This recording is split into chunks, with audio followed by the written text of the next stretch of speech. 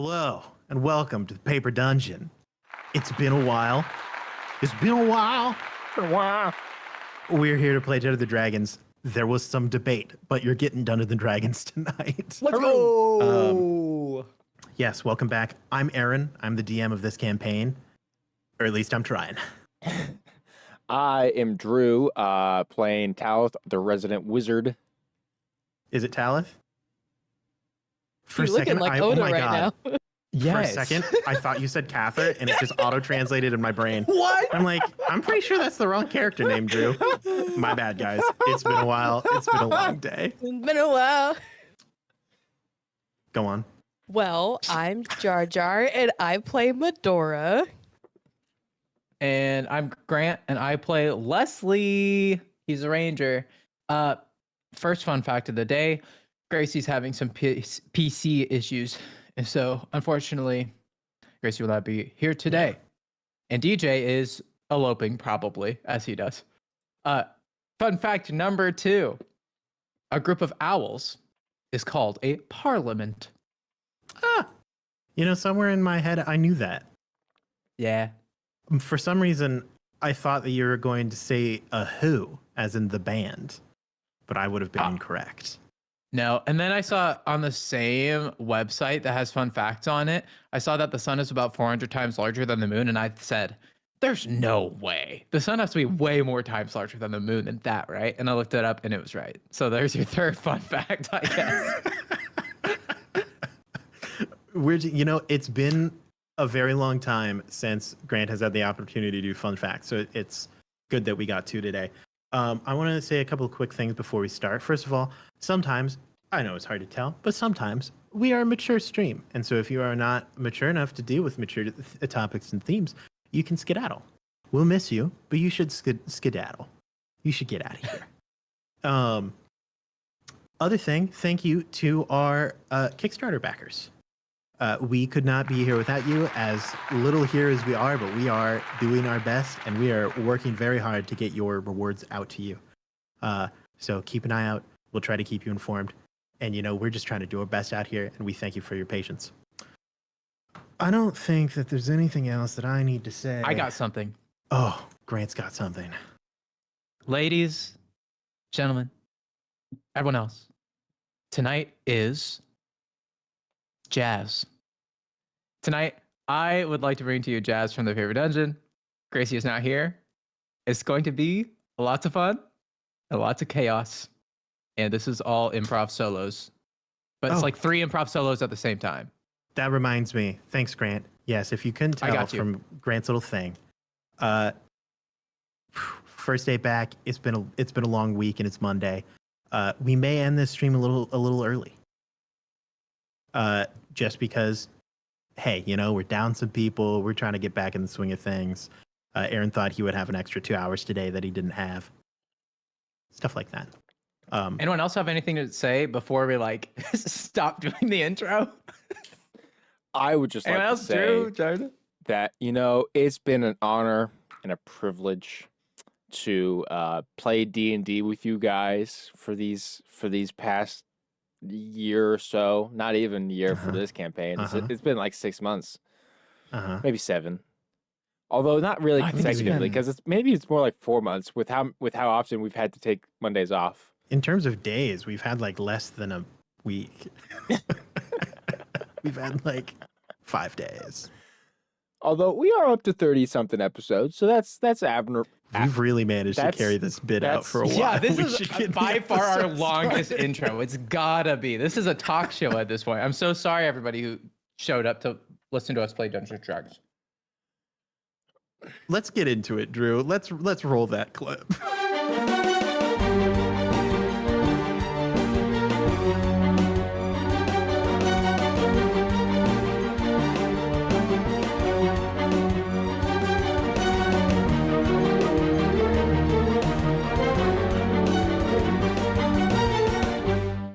Last time on the Paper Dungeon, our group didn't do a whole lot.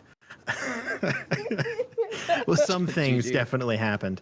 Our group traveled back from the kind of industrial side of Vadakesh journey back to the martial arts side, the Murim side of Fadakesh, to try to locate the demon cult.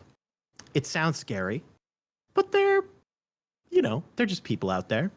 They managed to succeed. They ventured back to the kind of capital city of the Murim side and were kind of directed by our good old buddy Jing, drug dealer, taking care of his brother.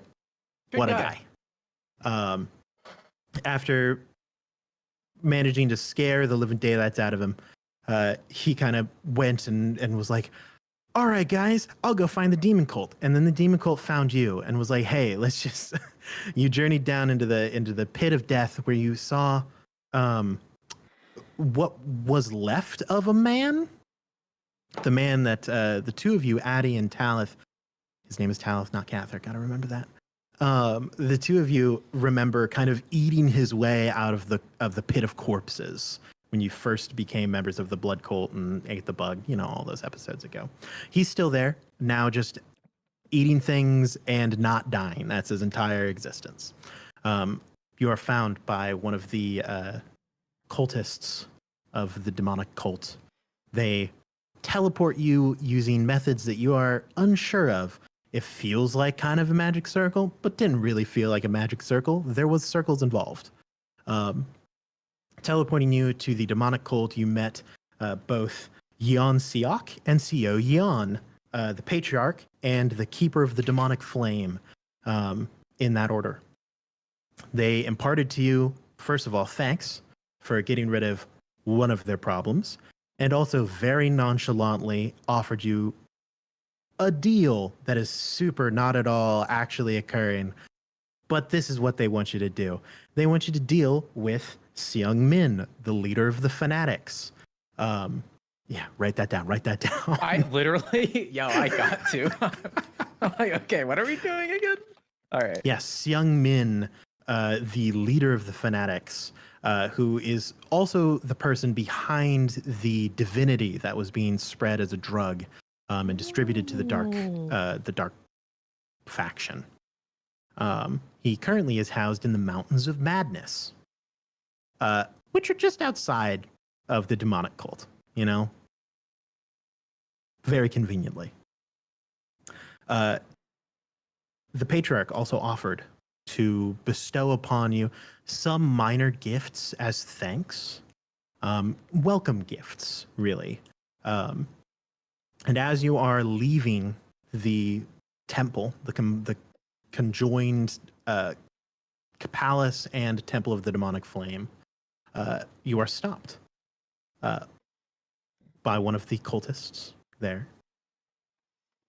For Addie, she's given a strange looking blade. It isn't quite a traditional greatsword in a sense. It can be used as a greatsword. Don't worry, Gracie, I'll tell you this when you get here. It is more like a large two-handed scimitar. Is scimitar a musical instrument? No, that's a sitar. Ah. Yep, close. Okay. Close. Wait, hold on. Let me look this up. I got it. It's almost like one of those like Arabian swords. Like it was kind of like a long cutlass that's like a little less bent. Yeah. Think it's an Aladdin sword. Thank you. Except this is two-handed. It's the size of a great sword. Oh.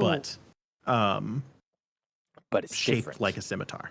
Yes. Oh, Gracie's gonna like that. Mm-hmm. Oh, it's going to be a great time. When she gets here, I'll tell you more of the background of the sword and kind of what its whole deal is. It's got a thing, but I don't want to have to repeat it twice, so I'm not going to. Talith, I went through every character name that we have had on the Paper Dungeon, and Talith was somehow still the last one that popped in my head. There's a whole spreadsheet in your brain just scrolling through names. Edward popped up, and I'm like, nope, that's not even the right player. Word. That's awesome. Talith, you are giving a scroll that delves into something called the mystic arts. You're not exactly sure what that pertains to. It doesn't feel like a magical scroll of any kind. It isn't like a tear the scroll and fireball will be cast. It's very old, and it is written in languages that you can read, but it's very metaphorical. It's almost more like it's like if punching could create magic, but there's no magic involved. It's very strange. The more you research it, I'll tell you more kind of as you go. All right, yeah. I almost said Edward again.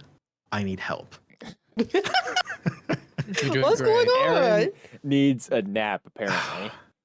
Oh my gosh. Nap. I'm going to be up till like 11:30 today. Oh. Hey, Grant, what's your character's name? You really want to know? Yeah, I do. More than you know. The name's Leslie. It's Leslie. Captain Leslie. Good enough. I was so ready. Leslie- I was so I'm writing ready a book. for like the first name, like lore drop of like the name's Leslie, Captain Paul Leslie. I was so ready. No, dude. Becky. Becky's great. Becky. My name's Becky Leslie. This is some. Y'all don't even want want to know my middle name. This is some behind the scenes, both for the players and the viewers. Before this campaign started, I was like, "Hey, Grant, what's Leslie's like other name?" And he was like, "I'll get back to you on that." And then he never did. I ever have. Welcome, So Raiders. not even I know Leslie's full name. Maybe he's just Leslie, like Sting. Welcome, World of Akala. Yeah, so my name is Captain Leslie. Thank you. Yes, first name Captain. Last name. First name Captain. Second That's how name he was Leslie. born. Yeah. Leslie, you are offered a choice because asking for something that can expand your sight is a very vague request, and they weren't exactly sure how to fulfill it. You're offered 3 options. One is it appears to be a mask with some feathers hanging off the side of it. Okay. Another one seemed, those little like opera binoculars. Yes, I can picture. It's like They're that, mini, except there's only like mini, one. It's like Oh. it's like the opera binoculars, except it's a monocle. Wow, okay, interesting. It's like a scope on a stick. Yes, and then the other is a lantern. Oh, wait. Which of Okay. these 3 does Leslie choose?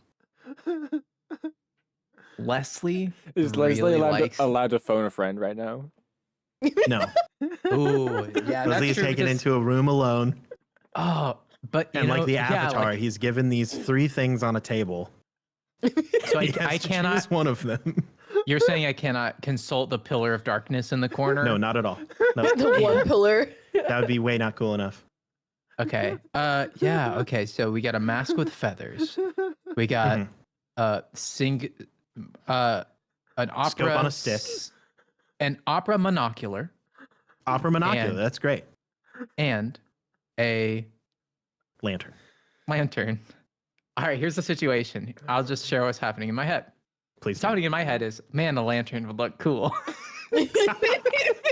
And I'll tell you right now, you can.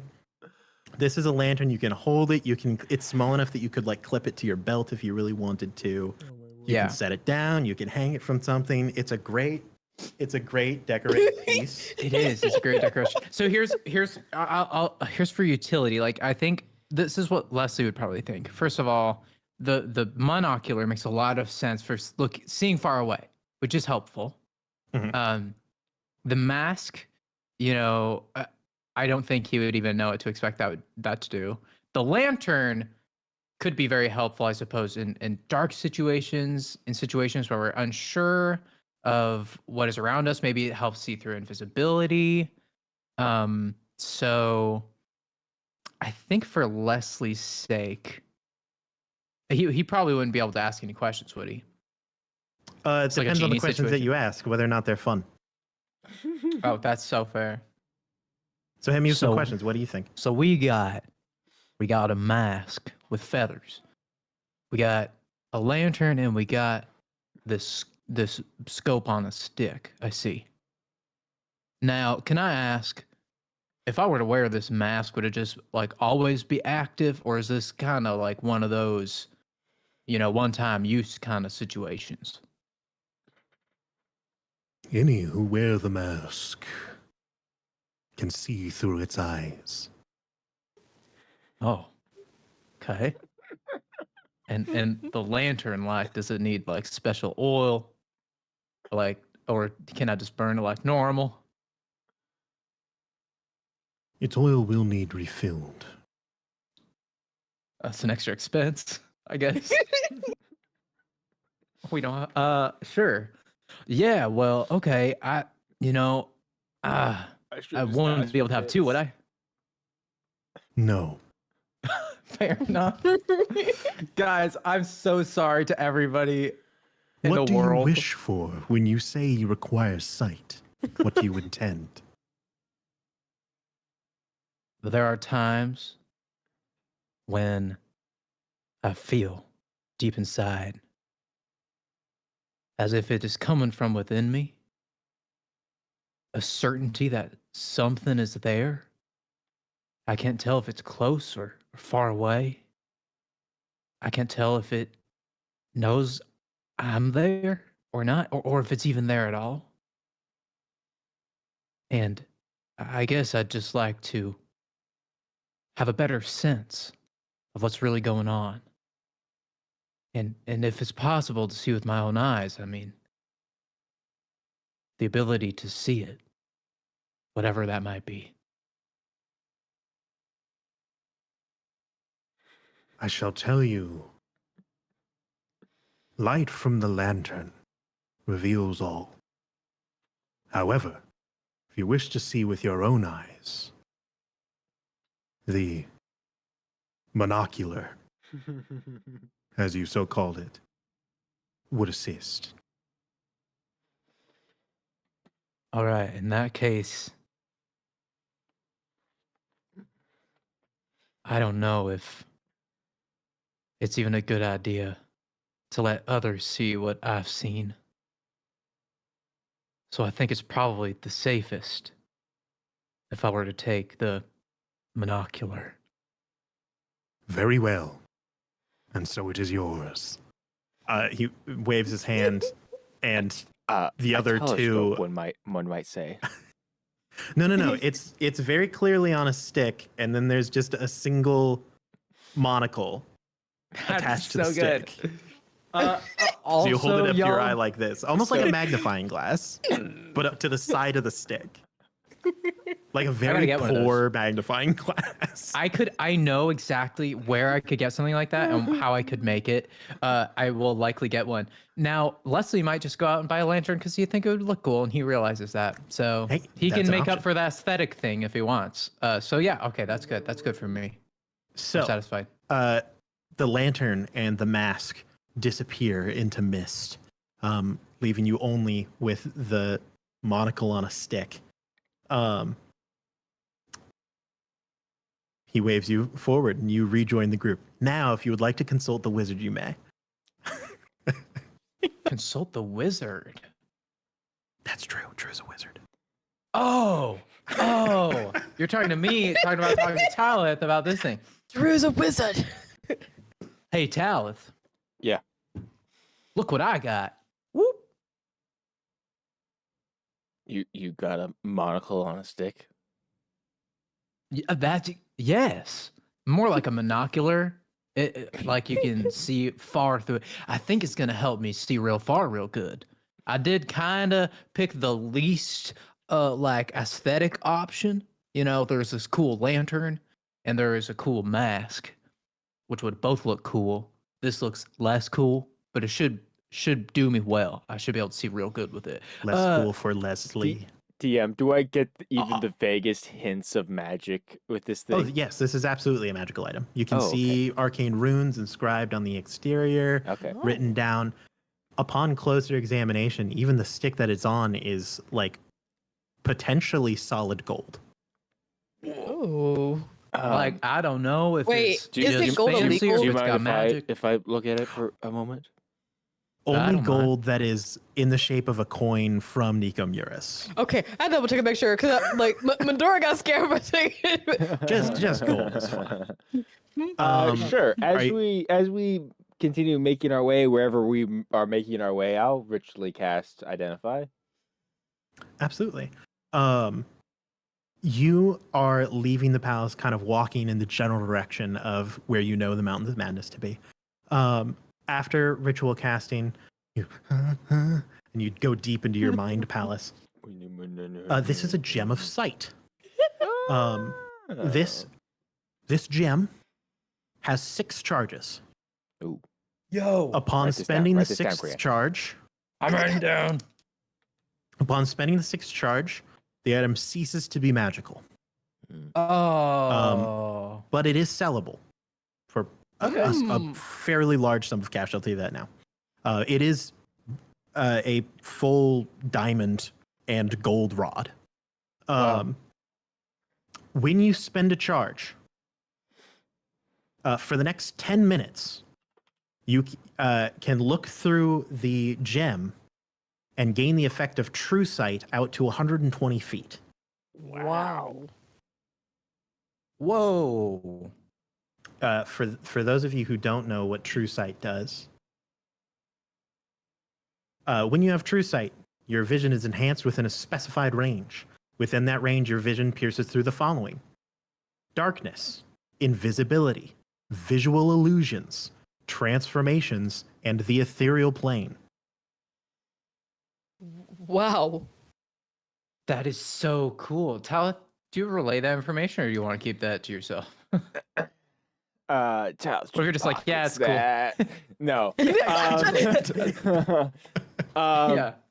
Yeah. He'll hand it back to Leslie and say, actually got quite a good, useful tool there, potentially. Oh, Really? It also does not require attunement. Wow. That's good to know. You'll want to be careful how much you use it, but you can use it up to 6 times total. But basically, in doing so, it will allow you to basically see anything and everything that would be around for the next while. I do apologize. I forgot to ask for one thing. Leslie, could you please roll a d4 for me? Oh dear. I Yes. take it back. It doesn't have What's six he rolling a charges left. D4? It'll feel so good to roll a dice. Here we Why are you go. rolling a D4 for? 2. It only has 4 charges remaining. Correction. What? You can use it 4 more times, and then it will cease to be magical. It's a good thing that I'm not that good at rolling. Yeah, it was very Uh, average. I considered asking you to roll the d6, but I felt that would be cheesy. Oh, Oh. Imagine all 6 charges have been used. But At one yes. point in time, this was a magical item. at you one point- you okay. but you can use it to see into the ethereal, see in darkness, magical darkness, see invisible Wow. things through illusions. I've never seen most of that stuff. That's amazing. But you said I only got 6 times I Well, can use this thing.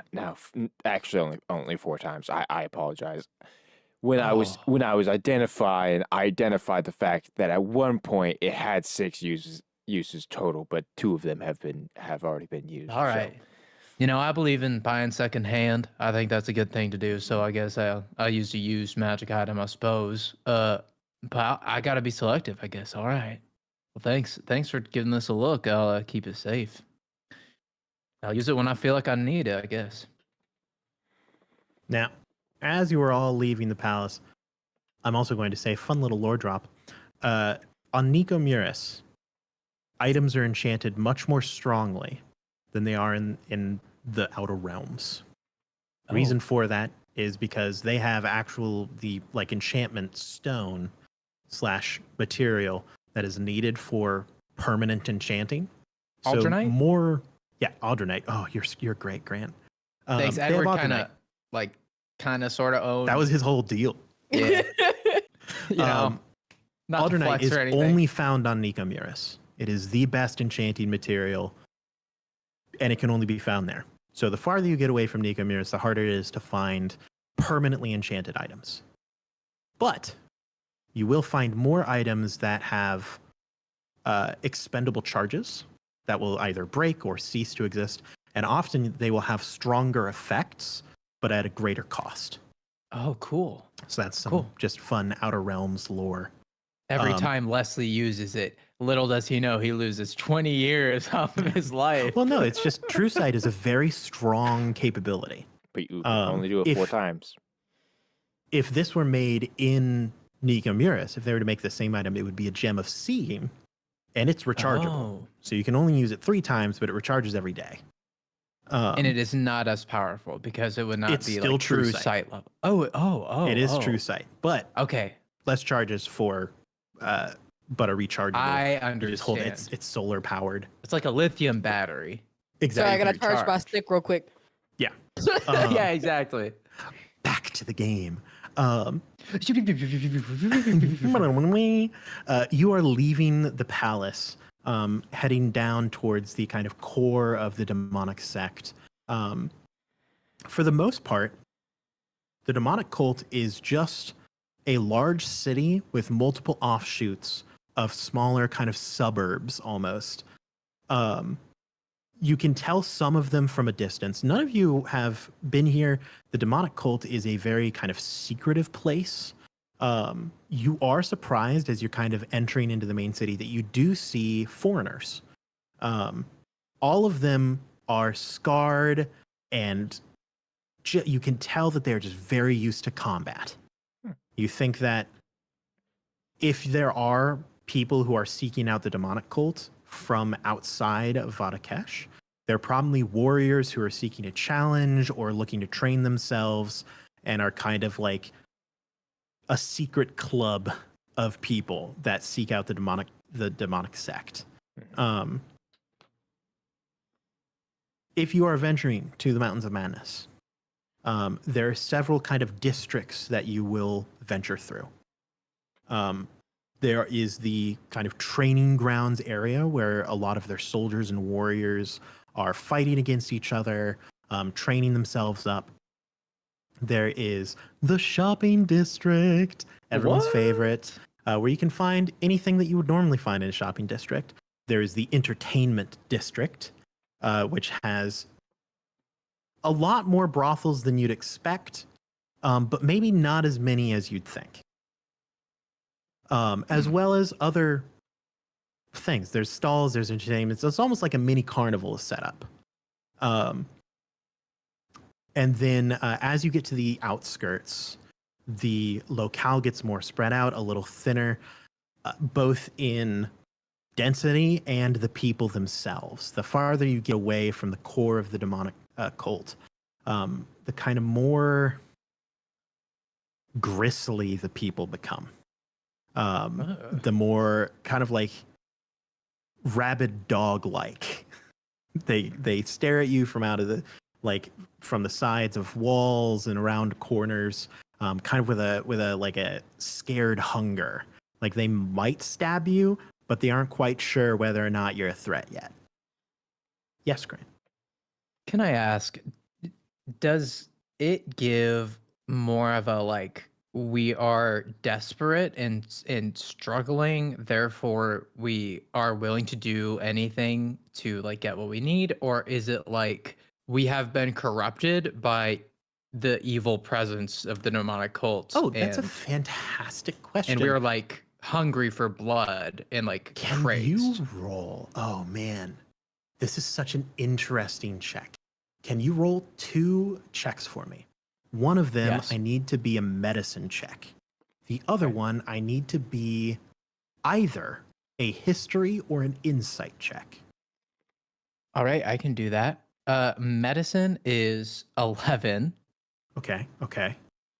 I believe this will be an insight check.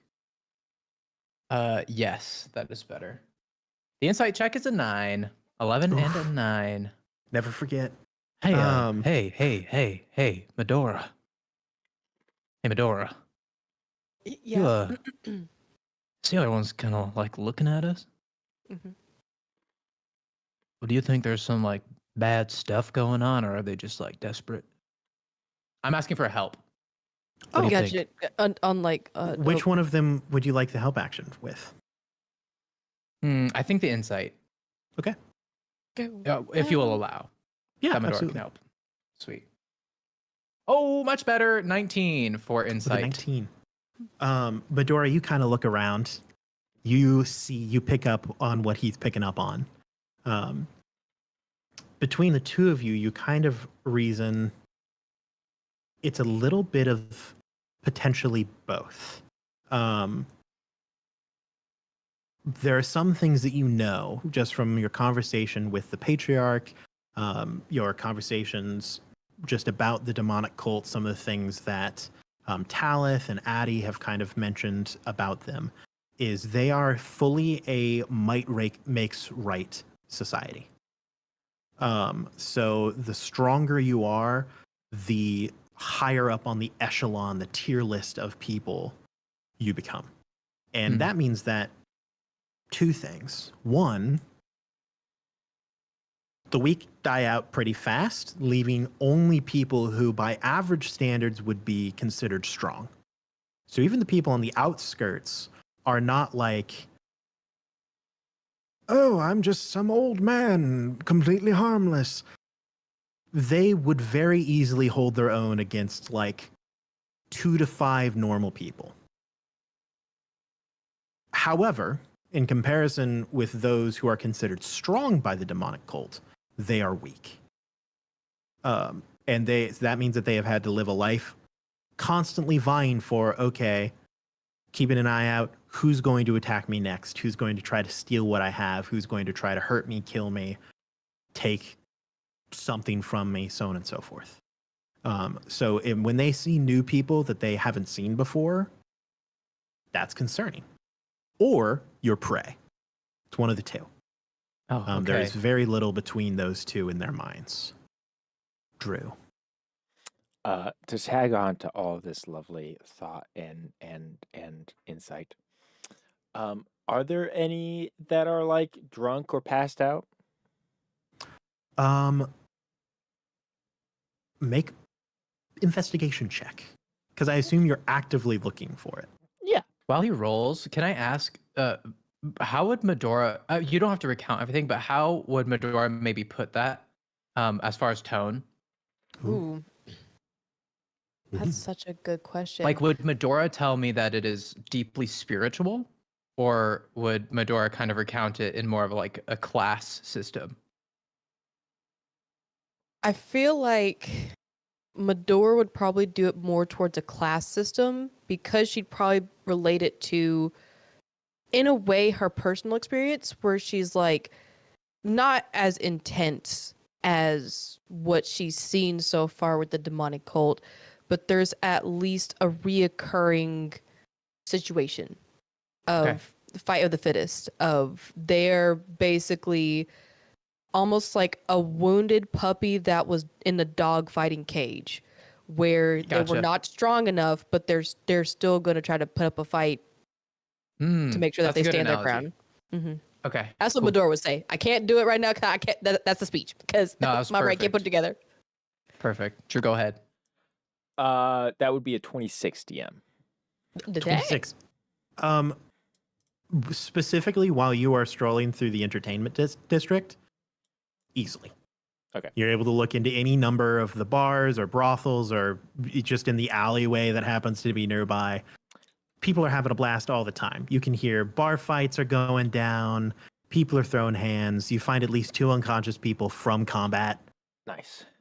DM, could I make a charisma stealth check? Ooh. Specifically, my goal is, at some point, probably actually a couple of times while we're kind of traveling, and I notice either some of these people that are drunk and like passed out or whatever, I kind of want to use a mixture of like natural stealth, but also kind of just like almost just putting out like mental feelers of like trying to make people feel off just by looking at me and our group, and like trying to avoid looking at us, and cool. Basically as like a pseudo intimidation thing, just to make it so that they don't want to have to do anything with us, even if they see us, you know, like they're like, these guys are newcomers, but I don't want to mess with them, kind of thing. Straight up, Drew, I didn't know you knew how to talk that dirty. You know how much I love a weird skill check. Give me with that charisma stealth, baby. Whoa! I mean, it's the entertainment district. Ah, but, you know. dang. Good lord. With this kind of episode, he pulling out the tricks. Goodness dang. gracious. Okay. Speaking of my soul right now. 4. No. Sorry, I have to remember what the heck our proficiency score is. Jeez Louise. That is a 23 DM. Yeah, 23. Rolling you're high. able to You're kind talking of. my language. I didn't know you could roll that, Dirty Drew. Oh my goodness. I never should have said anything. Getting on Nevi over here. Correction, Talith, you are able to immediately draw attention to yourself, therefore kind of deflecting it away from the other 2 members of your party who are kind of just like looking at people like, I don't know how I feel about this. You direct it towards yourself and then immediately emanate the vibe of, hey, you have grown up in this world, surrounded by people who are going to fight and kill you. You have grown up as prey that is doing its best to survive. I am your predator. Right now, I'm not trying to hunt you, but I will if given the chance. And people look at you, they see that, and they recognize it. You are not the only person who can give off that vibe here, and they know it's way better to just stay out of the way. Perfect. And so while we're walking, then I will take a moment, and try to grab a couple memory beads just from a couple people as we pass by. Deal. You have to roll some dice for that. There's some like a D4, I think. D4, D6, one of the 2. D6. Yeah. And I can get 2. While he's rolling, let's see these ones. While he's rolling, can I make a check to like look around to see if there's any boxes that have any like a merchant's logo on it that can maybe make a further connection of like maybe the incense or just any other potential goods to help? Gotcha. Roll an investigation for me. Heard. Drew. First one was a 5, which is a deep or repressed memory. Oh, excellent. And then the second one is just a surface level memory. Excellent. So for the first one, what type of person are you trying to, are you taking this bead from? Your options are someone who just got knocked out from a fight, someone who's like drunk and kind of just on the side, or someone who's just sleeping in an alleyway. Oh boy. Probably the person sleeping in an alleyway. Okay, just some guy in an alleyway. My favorite type of guy. And this is the one that you're going for, the 5 or the 6? Yeah, the 5. Or the correction, the 5. Yeah. You dive into this guy's mind. Doesn't look to be one of the stronger people, but he doesn't look to be terribly weak either. The fact that he's confidently sleeping, you don't smell alcohol, like he isn't drunk in an alleyway, he's just asleep in an alleyway, means that he has the confidence of no one's going to try to kill me while I sleep in this alleyway. As you kind of dive into his mind, the deep memory that you get is one of training. This is a martial artist, and not some learned how to punch or kick for a little while. This is someone trained in the demonic cult's martial art. One of the reasons that they are called the demonic cult is because all of their martial arts base around the concept of the demonic spirit. Whereas monks, a lot of the other side of Murim, the kind of righteous factions, even the dark faction, all of them use ki. The demonic spirit is a form of very, very violent ki, to the point where it almost has a kind of personality or an intent beyond just energy. Where demonic cultists, when they are learning these martial arts, it is possible for them to be overwhelmed by their demonic ki, and it turned them into basically bloodthirsty monsters. The farther you go up, and the higher master you become of a martial artist, is showing you conquering that demonic spirit. The memory that you receive is as he reaches the second level and is consumed by the demonic spirit. You see visions of him killing his fellow trainees, soaked in the blood of the people that he was raised with, trapped inside of a shell of himself, fighting endlessly with this spirit that has taken over his limbs, and finally beginning to suppress it, and only then finding silence, as there's nothing else left breathing around him.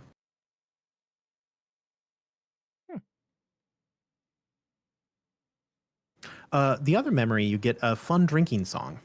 Nice. Nice. Oh.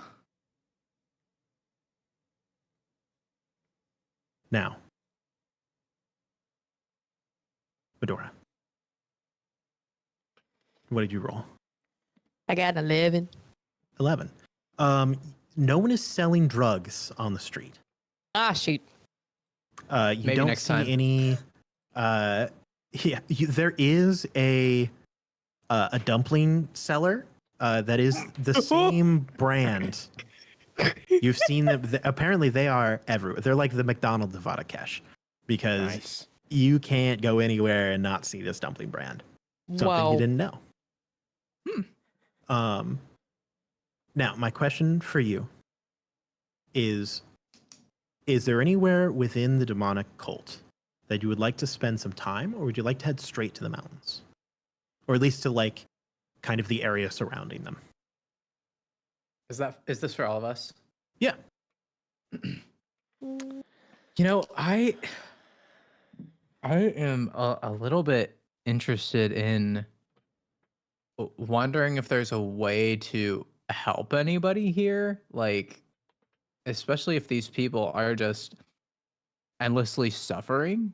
But I can't think of anything feasibly that we could do, because this is just kind of how I things work. mean, unless Talth just goes into a lot of people's brains and fights a lot of brain demons. Ooh, that's A a lot of way Well, we could do A that. lot of Talth's key shtick. demons. Although, see, here's a problem. I have my own stuff I gotta handle right now, okay? Yeah. He's got, by the Yeah. way, just to remind everyone, Talith's face is still painted like a clown. That has not gone away. Oh, that I is forgot a about still, yeah, that's still a thing that's going on. Yeah. And let every me tell now you, and then DM, he laughs. let me tell you, It's a DM, little too you thought silly. that this mystic scroll was just gonna be thematic? Nah, I'm putting that to use. I'm gonna learn some anti-clown meditations. I've got plans. Oh, right. All right, everybody. I mean, look, we got a journey ahead of us.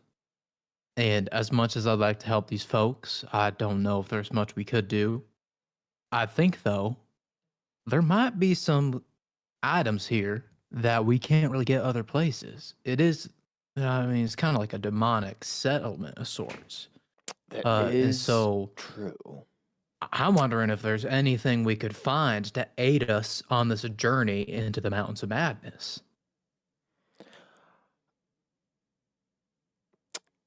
DM.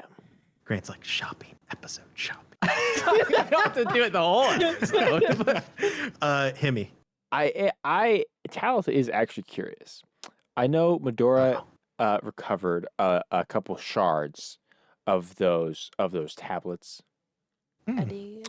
I am curious yeah. if I could find some like fuller, like not like maybe not quite as large as the other ones that we found, but like still some like decent sized ones, like somewhere in this area.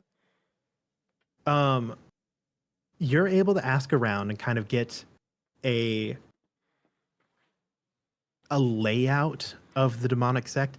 People are not exactly used to foreigners, but also it isn't unheard of. As I said, there are plenty of people who show up here either looking to challenge themselves or like obtain some greater power. People who are in search of power, the demonic cult loves those people. So you're kind of directed towards, there is a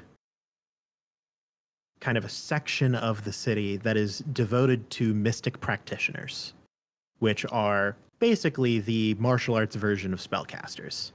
That's so cool. If you were to head to that area, you could probably find some, maybe not full tablets, but perhaps some materials to kind of get you started on your way. Yeah. Beginner's kit. Baby's And first mystical practitioner.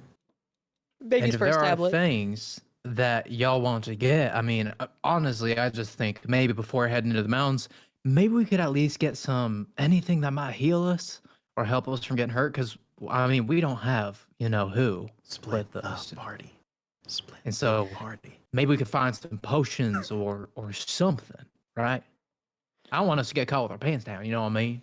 Out there in the mountains. Well, it would not be What's a poor shopping idea. money? Y'all got money? Wait, like Madora's looking through her pocket. She's like, she like got her 20 bits from earlier. She's like, it would not be. "Woo." It would not be a poor idea to at least try to get some healing or perhaps some medicinal things, given the fact that we still don't have Oda with us right now. Yeah. Let's just take a quick peek. We can do some window shopping. I have a little bit of gold still. Oh, Talith. So if we found like a shady, well, We in a shady town. Everything is shady Everywhere. We are in a shady What are town. y'all's what are y'all's passive perceptions? My good passive question. perception is a 14. Mine is 15. I gotta make sure I'm Am I reading this right? Oh, my handwriting's so bad.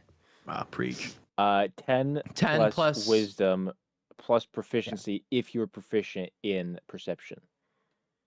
Oh, then I'm at 16. Fantastic. Oh! All three of you notice, Dunked on both of us. while it isn't common, gold is traded openly here. You don't think that the demonic cult really cares about like rules? Really? Okay. In that case, I The have laws 14 of the gold. Modron are 14 not gold. exactly respected here. The My laws of kinda pretty much place. anyone. Yeah, not really- yeah. Well, guys, I've been thinking maybe we should stick around. There's a Alright, lot of okay, like, hold up. there's a lot of like, you shouldn't murder unless you want to. Like, theft is bad unless they're weaker than Exactly. Exactly. you. In which case, take what whatever else, you what want. else is a It doesn't crime? matter. You know? Yeah. What is Crimes that? are laws Anyways. made by the dominant socioeconomic power to keep the people constrained. Blah, blah. So I guess we're looking for a They're potion shop. liberationists. Exactly. Yeah, we'll look for a Um, potion shop. Fantastic. Liberationists, though? They're liberating people us from life. control, from the rules, Drew. But they're putting see- them in but other see- kind of but see, controls. if- the if We're the There- safest there's- place from the Modrons we could If be. their society built on like the strength of the mighty overcoming the weakness of the weak, then if the society that's in control is keeping the weaker people down, then that's just how the society is. No. They're not Talent. keeping the weaker people down. The weaker people just die. Talith, you're not listening to Then me. there's I no wanna more get weaker it- people. It's I a wanna simple get it- concept, Drew. I don't understand what you don't get. Talith, you're not hearing what I'm saying. I want to get a cute little cottage in this town and live in it with you and live out the rest of our days Wait, in hold the on. demonic village. Wait, then away what do from I the do? Wait, hold on. Modron. I'm sorry, We could Leslie. open our I have own too many little things on my potion to-do store. list to sit down in a cottage with you for the rest of my life. Yeah, oh, well, dang. Damn. Ow. DM, Uh-huh. do I maybe get a potential feeling that there might be a couple hags here? Because, there might be some that live on the edge. Roll a. It'll be another investigation check for me. Ah, dang. All right. Oh, we're We rolling can keep good. an eye out while we're walking. We're rolling towards the good. Yieldy 19. potion shop. Yeah, give me a second. Oh. No, you do your thing. Sorry, I was talking to Grant. Oh, we're doing good. I rolled a 19. We're doing good. A 19. You do see a little shop. A Gotta shop. find the right page. Shopping spree. Oh my goodness, a little hag shopping moment. This is the Plum Blossom Coven. It's the same store. You've been here before. Plum Blossom. Oh my gosh, Coven? you guys! I'm like a little kid that's just now seen like a candy shop. You know, when he goes to, like, amusement park and they see the candy shop. You guys, I've been here before. I've Wait. been here before. Like here, like this. No, there's. Is it a franchise? Like, what's going on? There's one back at the city where all the shit just went down. There's one here. Wow. Yeah, if it's good, if you've been there, let's check it out. Let's go. If y'all just stay behind me, Talent's I got don't. gold, so If y'all just stay behind me, I don't know what You kind say of. that out loud, and you immediately hear like multiple people. like, Why did you say that? Talent intensifies his aura Scumbag. of predatorness. Yep, it Mogs works. It extra works. hard. His predator Yeah, aura. Leslie makes it really obvious that he was trying to make a joke and then instantly looks worried. Leslie feels the predator aura focused on him. Exactly. I can't look at Um, Talith. Wait, what were you gonna say, Medora? We're gonna just be extra careful because I don't know what kind of people are in this establishment. They're going to be like me. So, But y'all should be okay as long as y'all don't make any weird moves. Leslie, keep your hands to yourself. Don't touch anything in this dang store. All right, I'll ask. Okay. Yes.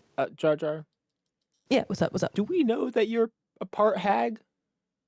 I Like, don't think you officially? guys do at all. No, officially, I don't think Because the only group person who knows that right is Oda. anything.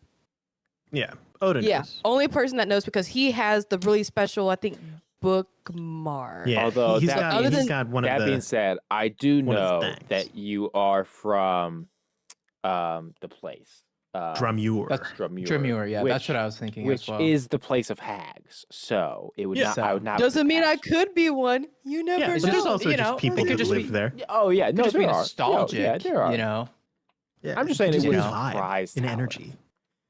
like Runza to Nebraska. Nothing You know, it's kinda like that. surprises Talith. No, nothing. Talith's heart beats like once every 5 minutes. Yeah, that's more suspicious. That's I don't know what you got going on in there. A but surprise be means that extra Talith careful. almost has a normal pulse. Whoa, hold on. Or when he breathes. And every time his heart beats, it's painful. And he can feel his heart it's like, beat like the ow. beat of a drum. Boom, Boom, boom. Thank you. You guys enter the Plum Blossom I hate Coven. this. We walk into the Um, coven shop. As usual, just like the first time that you entered, you see Pamela. Pamela's behind the counter. Pamela is a sunny, kind of like flame red hair. It looks like an Eladrin, an elf from the Feywild, or at least heavily influenced by it, whose mood shifts with the change of the seasons quite literally. But yeah, there is Pamela behind the counter, and she sees you enter, and she goes, "Well, hi there. Oh, goodness. You lived. That's nice." Thank you. We just wanted to come in, say hello. Oh, and you brought boys with you? Oh, Wow. you don't want them. Anyways, Ow. Look at all these bones. Al. don't touch anything. And I like smack Leslie's hand. Yeah, touch I was stuff. It's reaching like for that. sure. There is a Don't collection touch of the- little like shrunken heads. Nice. I was gonna Um, say that. Yeah, little shrunken heads, little like there's a fully articulated bird skeleton Wow. that has been like wired together into it looks like its wings are outstretched. It is the exact same size as Melody. Oh, Oh, Yeah, while you're talking with Pamela, I can be gawking to stuff and like showing Tala Absolutely. things.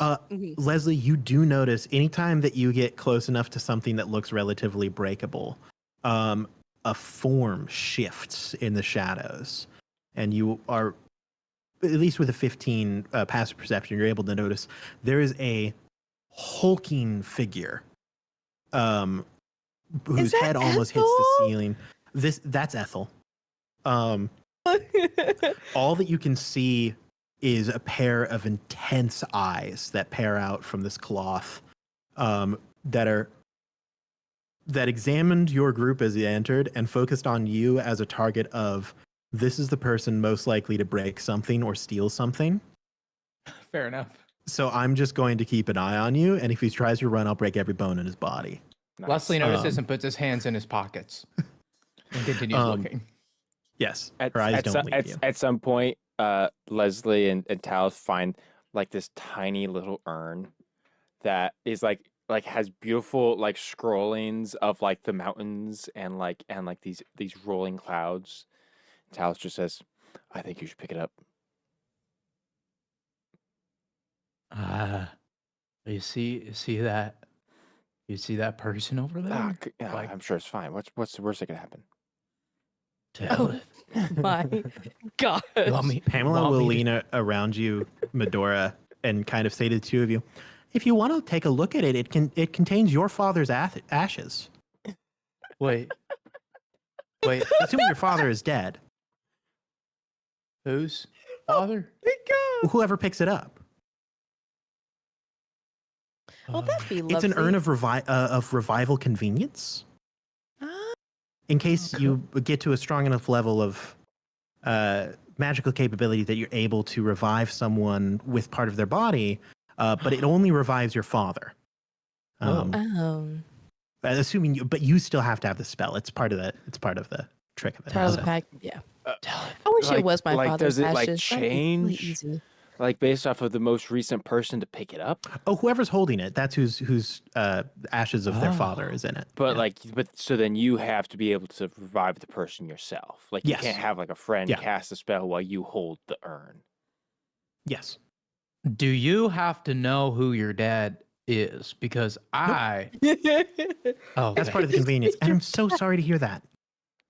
No, it's just a thing. Like, I mean, we're all raised by everybody. I don't know. It just contains whoever's holding it, their father's ashes. How much? Even if your father hasn't died yet, it has his ashes in it. How much is it? Well, that depends. What do you have on you? I have some gold. Come here. Don't tell her all the gold you got. You gotta. I'll say like 3. Say like 3 or something. Yeah, can I see your hand? Sure. She'll grab your hand. Mind you, this dainty little elf girl, cute as a button. She'll hold your hand. She'll kind of peer over. She'll run her fingers down your arm, kind of like take your pulse for a second. Go. Other hand. Give her my other hand. She does the same thing. No. Has anyone told you that your heart's on the wrong side of your chest? Yeah. Was that a curse? Because if someone else has claimed you, we can't do anything. No. I don't come from here. Oh, okay. You're a foreigner. What are you gonna do? You know, we take all types around here. That's fun. Well, for the urn of revival convenience, of course, question, you two do know each other, right? They didn't just follow you in. Is that right, Medora? I look at a second as like looking at Talos being like, this is going to be a favor. Like, I don't say it, but it's like the look of like, I appreciate you, but this is going to be, I need a favor back for this one. Yeah, we're good friends. Good friends. Good friends. Well, friend discount, lovely. One family. Not family, friends. Well, I mean, we're family. Oh, yes. Yes. A friend of the family. You know how it is. I could take this is tough. Because on one hand, Father's worth quite a bit, right? And the urn, there's a special magic on it. It ain't easy to create that. It took Essie a couple years to really get that down. How traditional are you? You said you're not from here. Would you consider yourself a conservative, kind of more liberal? Like where are you kind of aiming?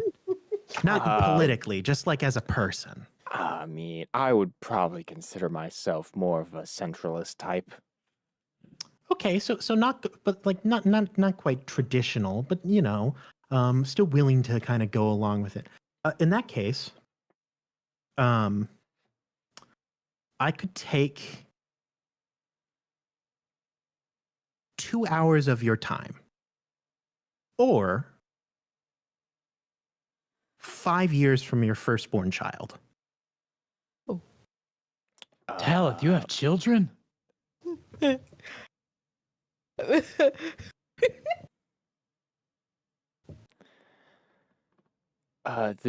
2 hours of my time, do you mean like you want to sit down and talk with me for 2 hours, or like you literally are going to like take 2 hours from my life? Well, we wouldn't take 2 hours. If we were going to take from your lifespan, it would be a much greater amount, because I can tell that your lifespan is kind of in flux, with the whole heart thing and your pulse and all that. So, I mean, the conversion rate on your life would be frankly, I don't have the equipment to calculate how many years I would need to take. 2 hours of your time is a completely different thing. It would basically mean that I could select 2 hours of your existence for as long as it goes, and then we would own that 2 hours. I mean, like control what I do, or like just tell me what to do? The actions that you take during those 2 hours would be considered ours, not yours. So let's say, for example, you were to engage in a rebellion to take the place of a leader and put yourself on the throne. If you being granted the position of king took place within that 2 hours, we would take that and own those 2 hours. You would not be king, and instead we would decide what occurs during those 2 hours.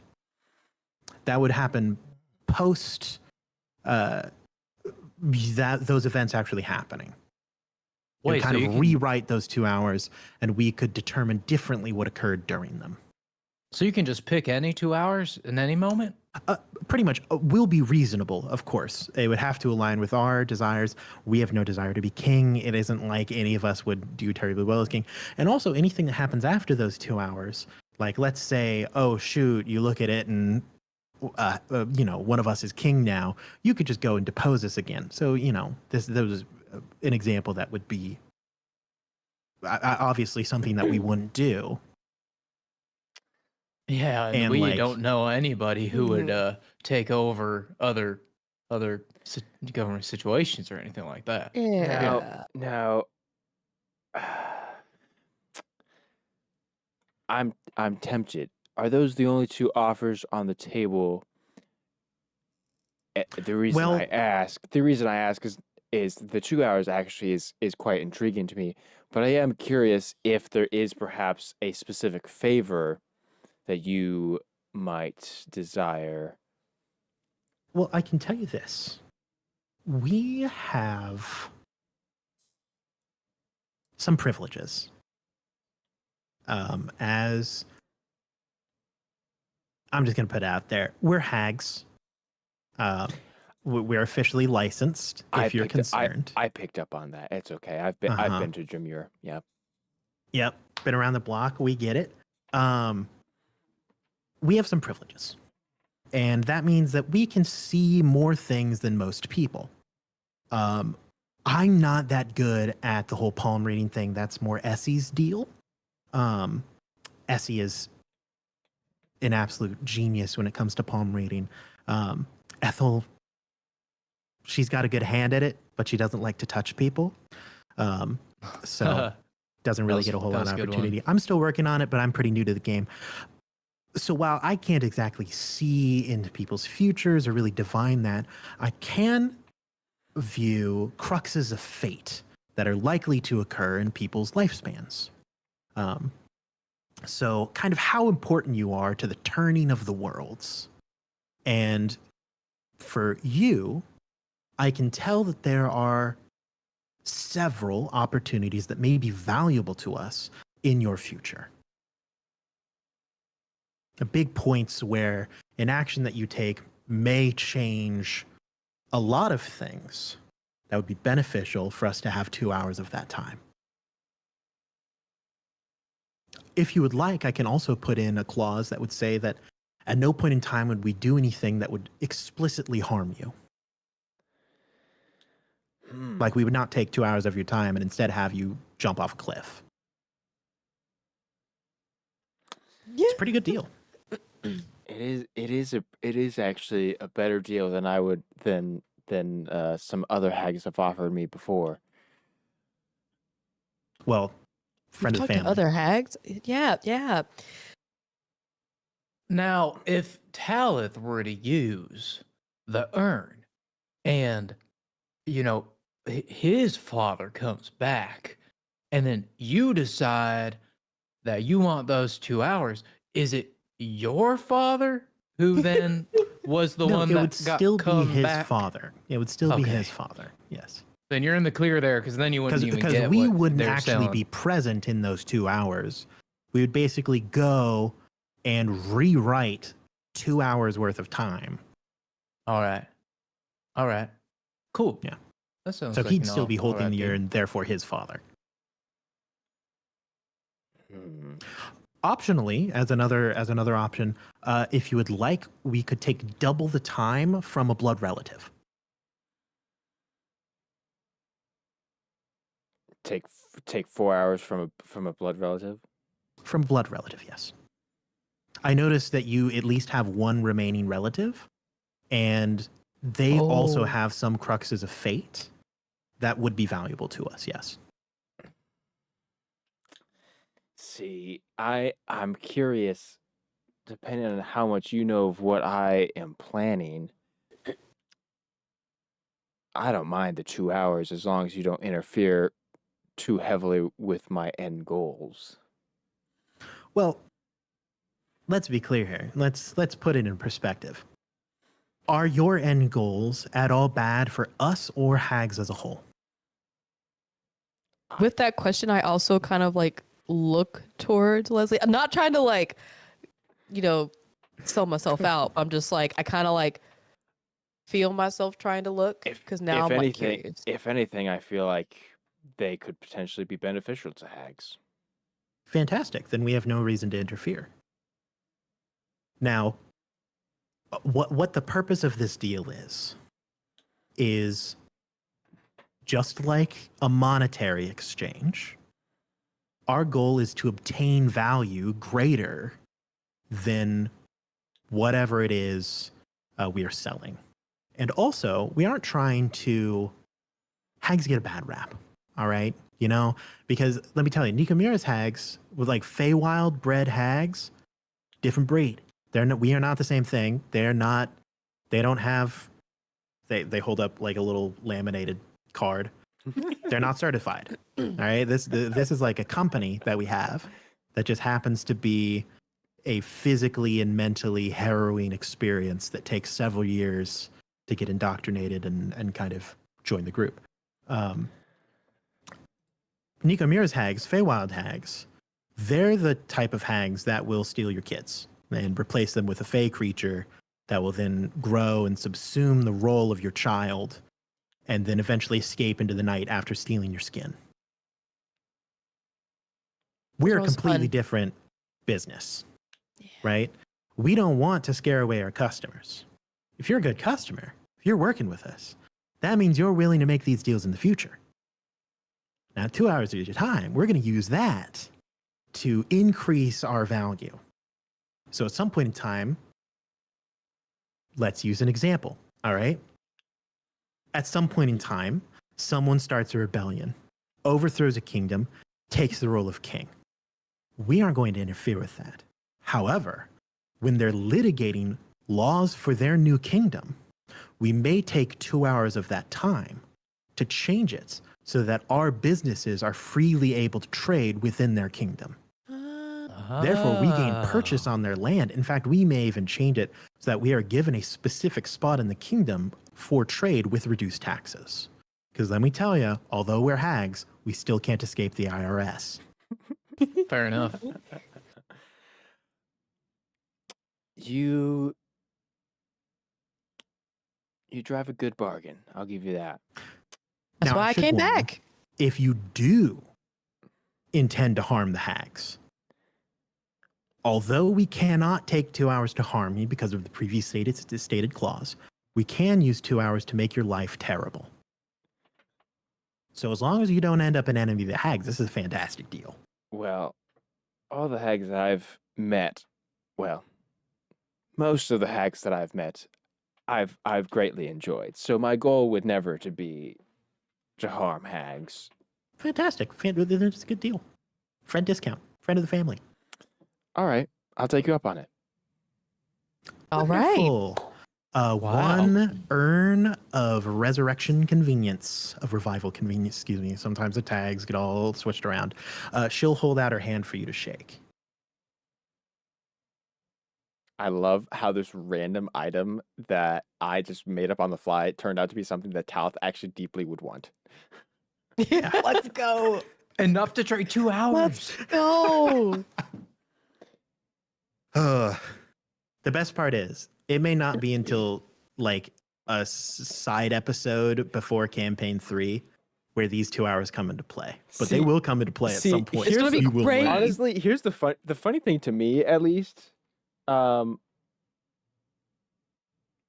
is like legitimate, like with the whole we would want to, like, if you ever establish a kingdom, we want to be able to like make trade. Talith would do that anyway.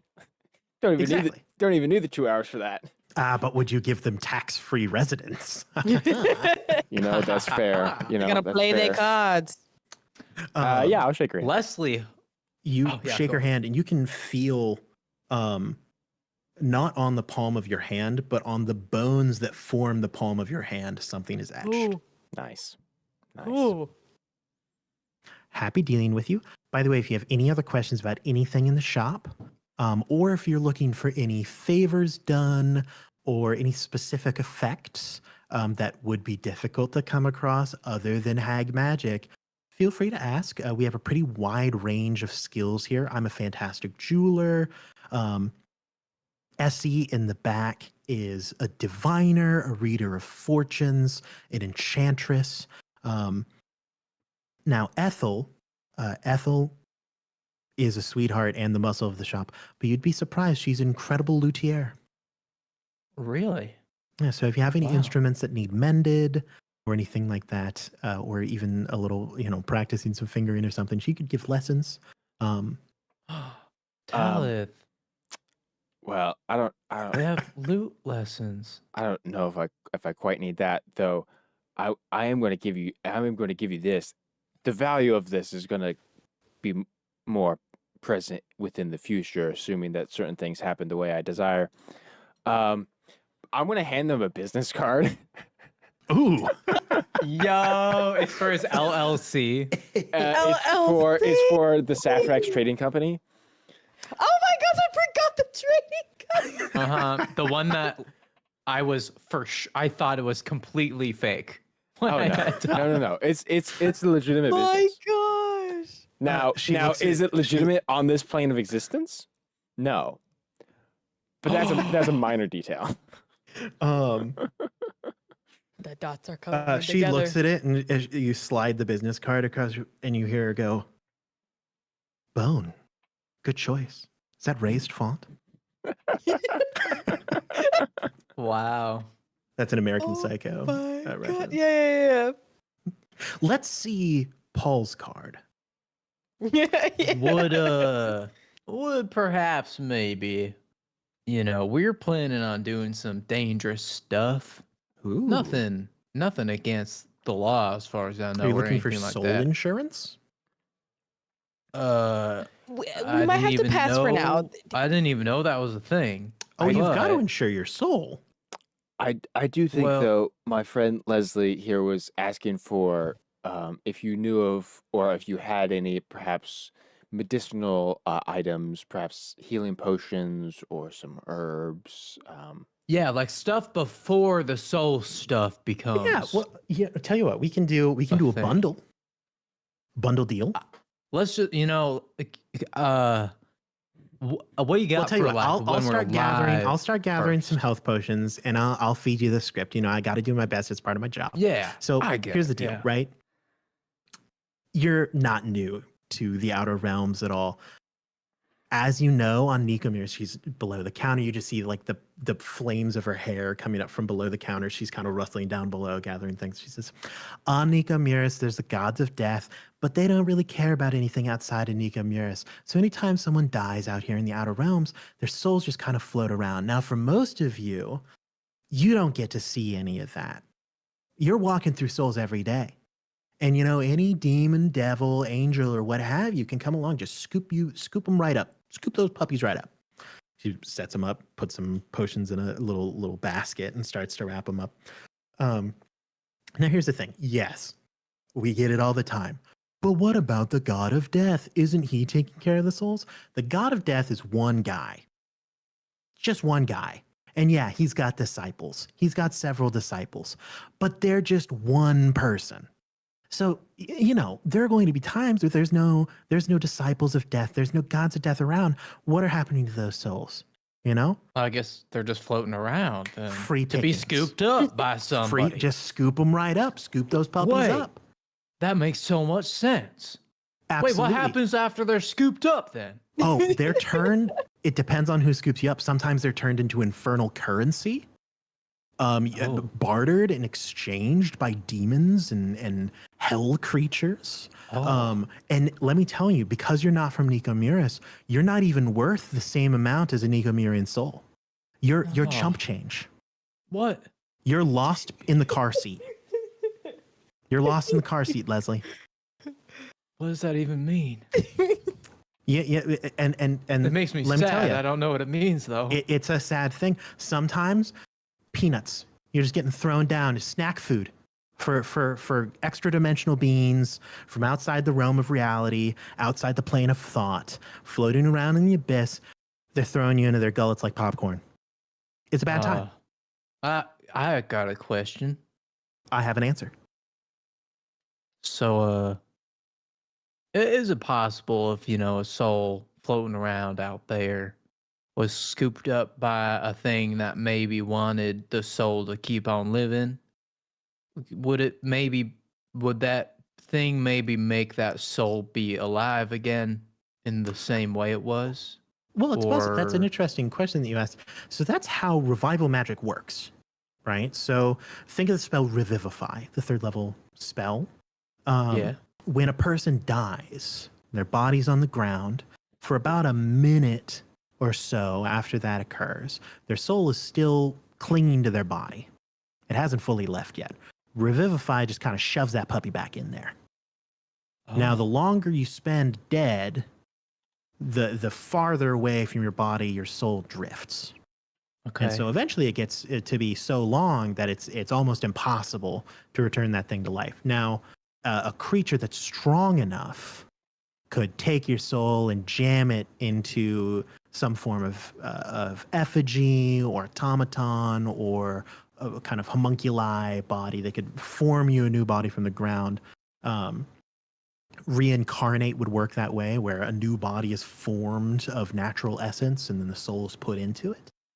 Now, if a creature were to do that, well, the better statement is there isn't really anything out there that does that. There's no wandering. If the god of death didn't exist, then sometimes people would just return to life. Now, because although the god of death doesn't exactly, he isn't everywhere. You know, he can't stop all those souls from getting scooped up. His presence does prevent them from returning to their bodies when they're dead. All right. That is true. All right. Oh, okay. I think I'm following. We're not on great terms with the god of death, us hags and the god of death, but we can't deny that his presence does affect souls in a manner that is, both positive and negative. But it's better than just no one ever dying. Yeah. That's good. Yeah.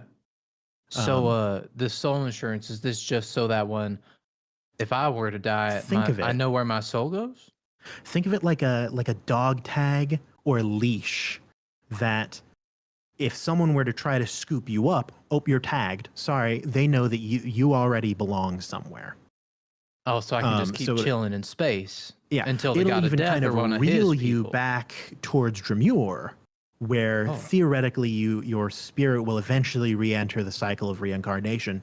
Or if you're a vengeful spirit, we take a lot of requests from spirits, hags do, to kind of quell their lingering needs. Yeah, sure. I mean, no disrespect, but this is new to me. I think I might need to look at my options before I really nail one down. But this is all helpful to know. I didn't know about all that soul stuff. Well, if you ever need to contact us, your friend Medora, she currently has a piece of us. So if you ever need to reach out, don't ask questions, Leslie. Yeah. I wasn't gonna. Okay, great.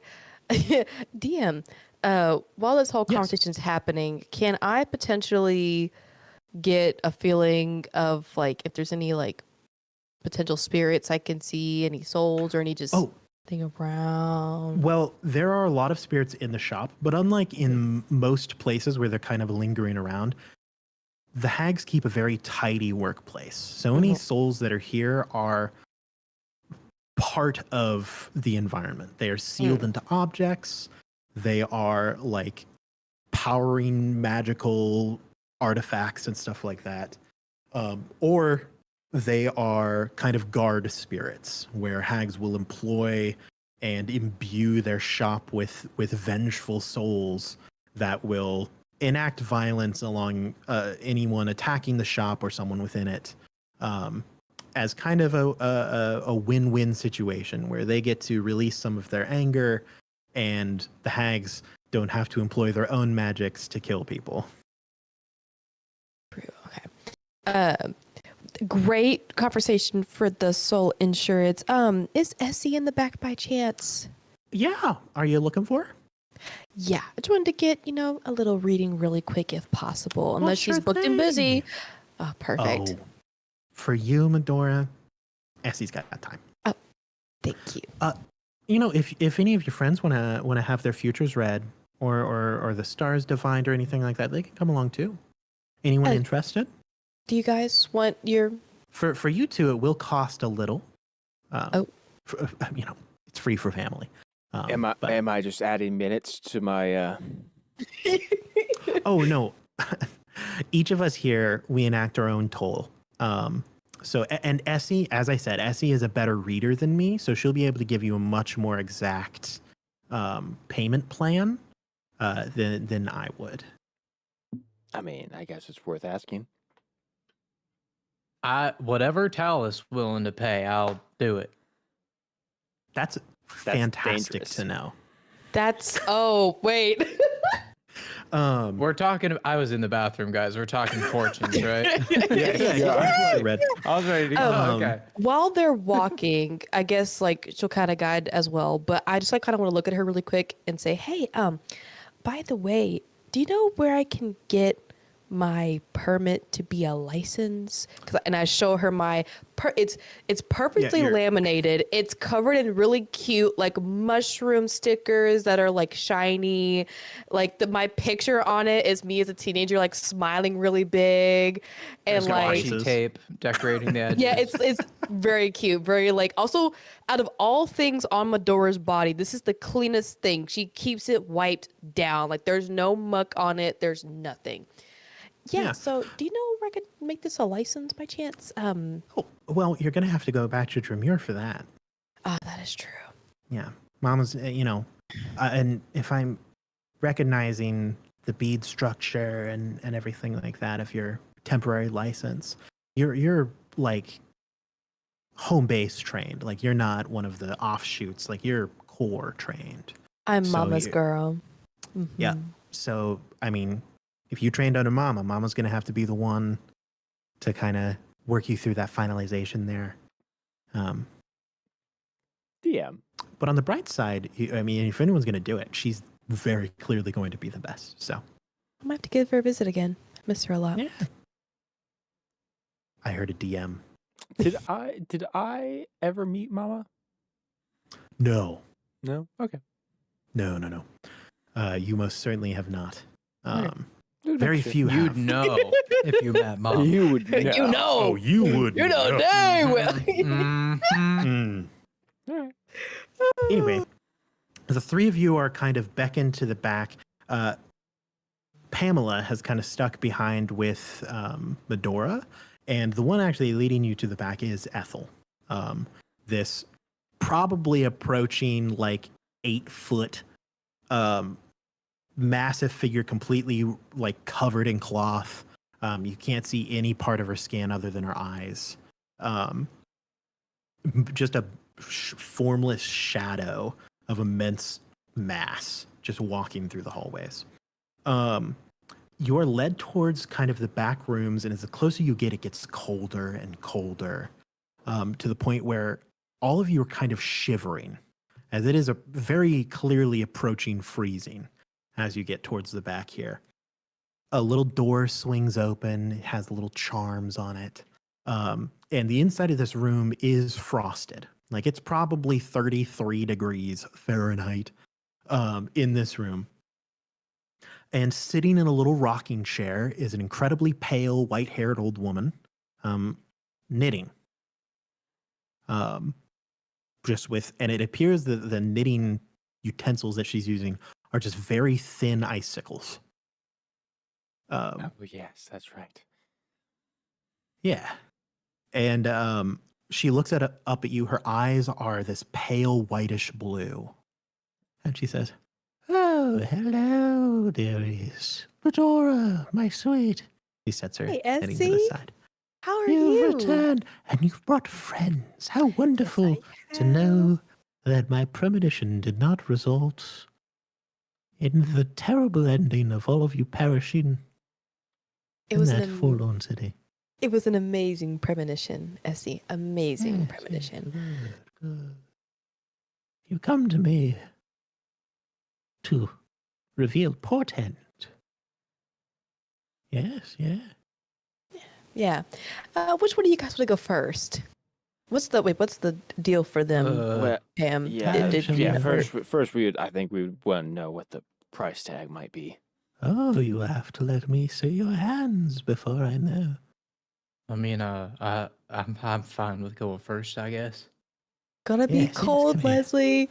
Her I'm long, already cold. spindly, jagged fingertips. Here's the thing. All right. Grandma hands are already pointy. You know that? Y'all, I but- got wrinkly hands. But Essie's hands, Essie they're like knives. I find Little it stabby, pointy knives. So she grabs you, and her grip is strong. Like Oh. her grip on your wrist is like, oh, okay. Oh. All the palm um, readers out there, y'all can screen capture this and tell me what's up.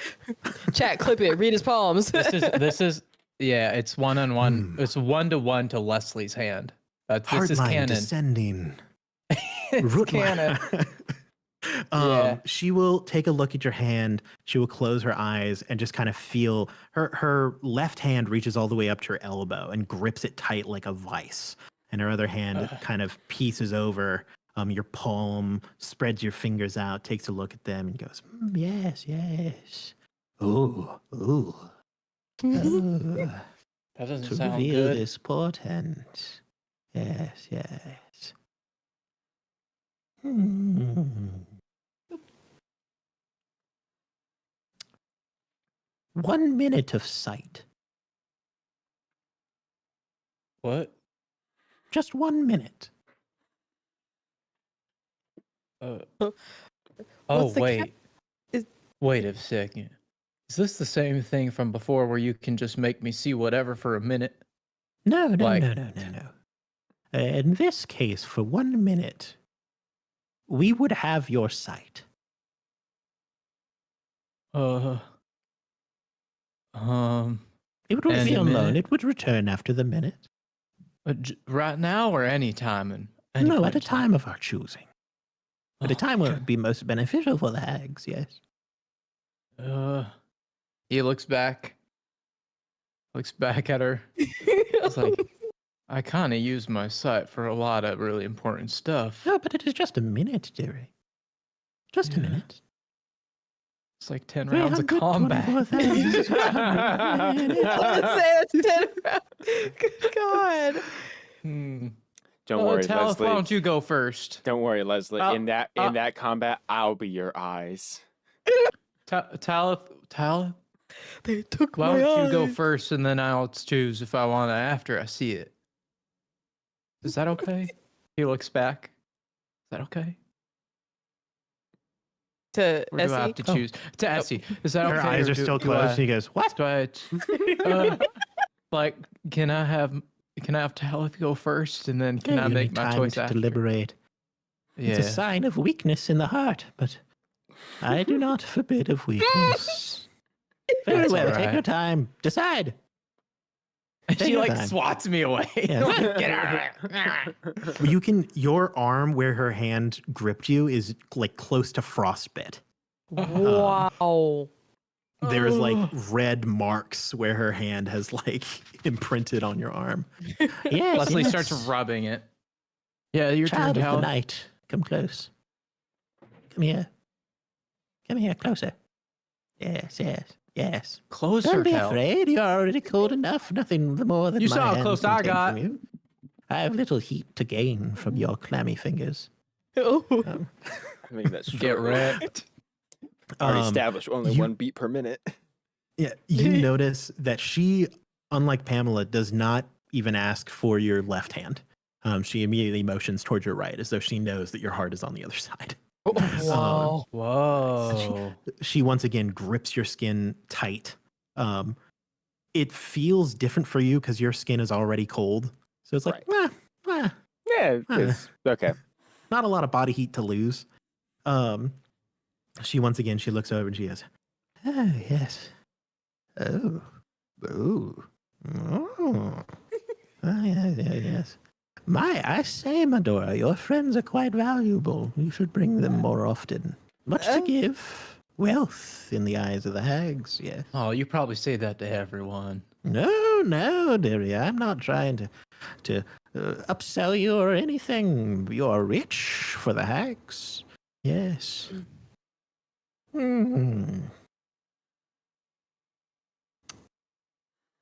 Oh, yours is a fate. Quite interesting. I should ask, what do you seek to gain from this, young man? What knowledge are you searching for?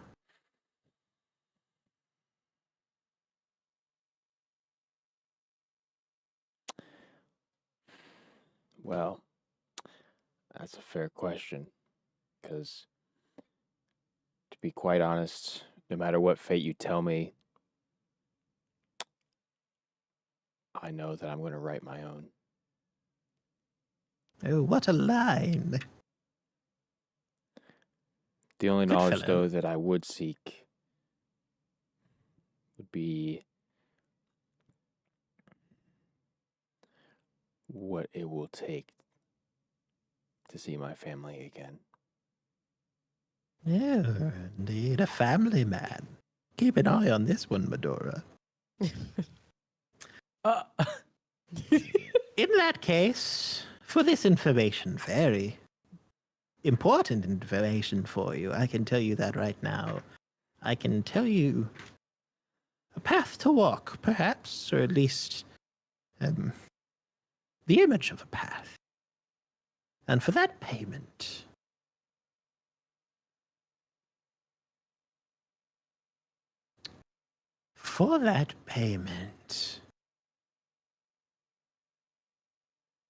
It will need to be valuable. Quite valuable. I see that you have already sold some of your time. I will not take more of that from you. No, no. 2 hours is enough. 2 hours is enough. Medora, I have not had this much trouble deciding the price in very long, very long. Gotta bring the good ones.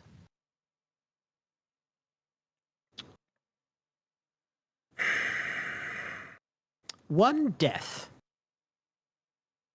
A death that you will cause. That is my payment. Not to ask you to kill. But one death, one life that you take. That is your payment. You want the soul of someone that I kill. Well, we can't take the soul. We also, let's be clear here. Hags taking souls, it's not allowed. It's against our rules. It's against our policy. No, no, no. At a point in time where you will cause the death of a creature, we will own that death. Not the soul of the person you kill, or the creature you kill, or the plant you kill, but at the time of you causing that death, it will be ours. Now, what exactly results of that, I cannot tell you. For you will go on to kill a great many, and we are only asking of one.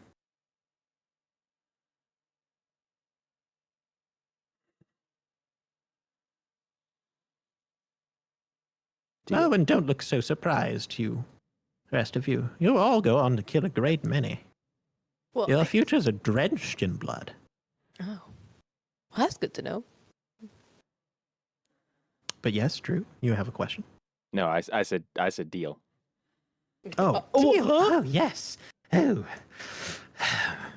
Medora, I like this one. He does what he wants. Good man. Good man. Pretty good. Pretty Just good. making deals with hags. Goodness gracious. You must come back. I mean, The hey, hags we've like already men established that that I'm a returning customer, so it can't be that bad. Yes. Hint. He is the mogging alpha that loves hags. He is aura farming right now. I will say, this Talith is always aura farming. See, the fun thing about this is exactly what I wanted this character to be when I made this character. Because I told Aaron, I want to make John Constantine. That's what I want. And so it's just it's perfect. Essie will look over your palm. Her fingers trace your veins, the lines and ridges within your hand. And she says, the answers you seek fall twofold. You must seek the ancient queens, those long dead, long past, buried beneath time and stone.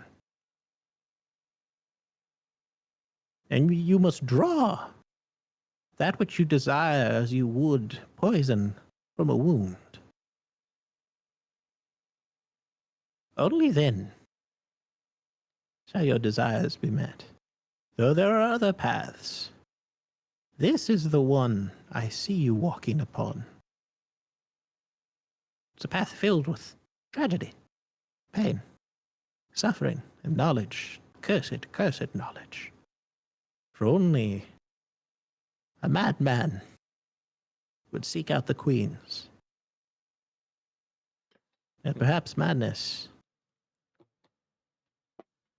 is the edge of the path of which we all walk.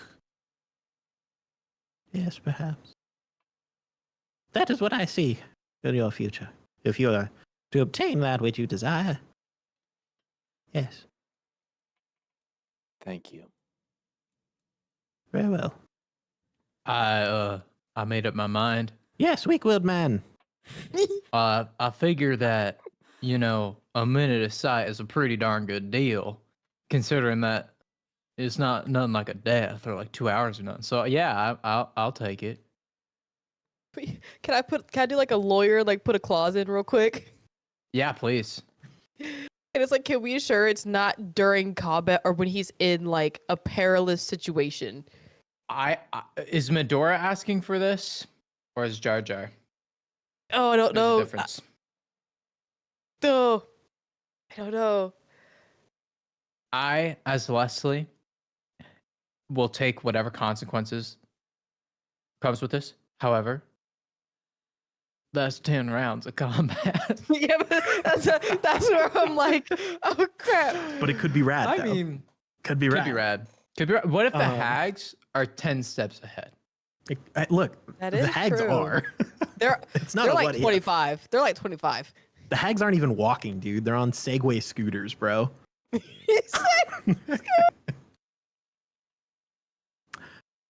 Look, how about whatever happens, it's Grant's fault.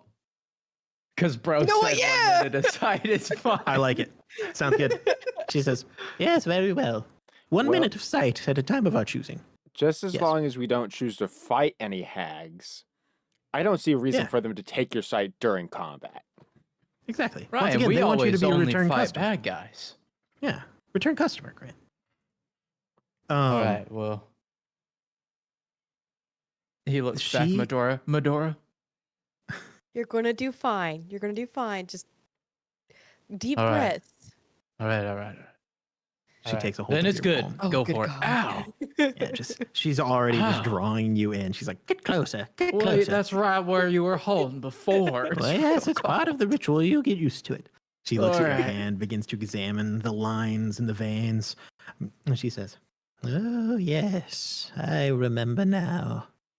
You truly are an interesting one.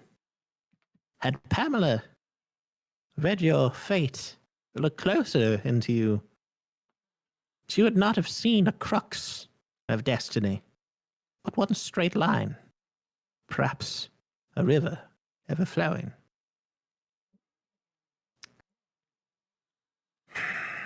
Out of all the people I have ever read futures for, yours is the most difficult to see a through line. Oh, I'm sorry. No, do not apologize. For I say this as a warning and a form of pity. You are a being of chaos, a crux of fate in its entirety. You both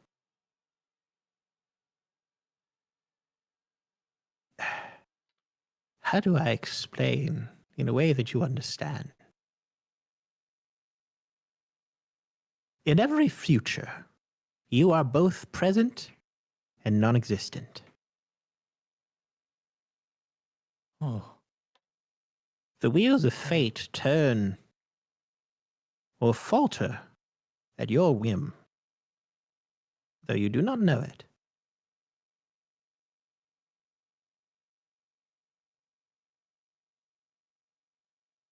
Oh. At my whim? Yes, yes. I see you speaking with creatures. You are watched and yet unseen, often sought and seldom found. Huh. You are a light and its shadow.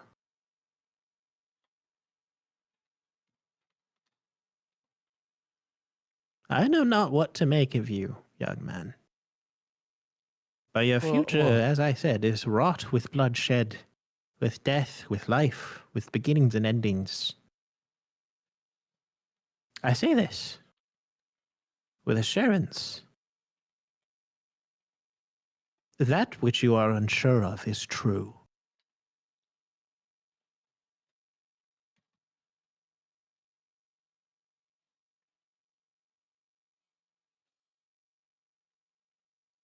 All right. Can I ask though, why? Why it's all happening? Why me? Why? You think that the Why? creation of a being of chaos has reason. You are an arrow shot into the darkness. both the knife's edge and the one walking on it. Not by choice, not by intent. It never has been and it never will be. Just as the creation of everything began and ended. Well, if it's all chaos, then does it even matter what I do? Nanantari was born of chaos. She who That's created true. us, who granted everything life, and by accident created everything that you see around you. Does that matter? I've spent so long just trying to figure out the reasons for things. But maybe there isn't one. Perhaps the reason is what we make it.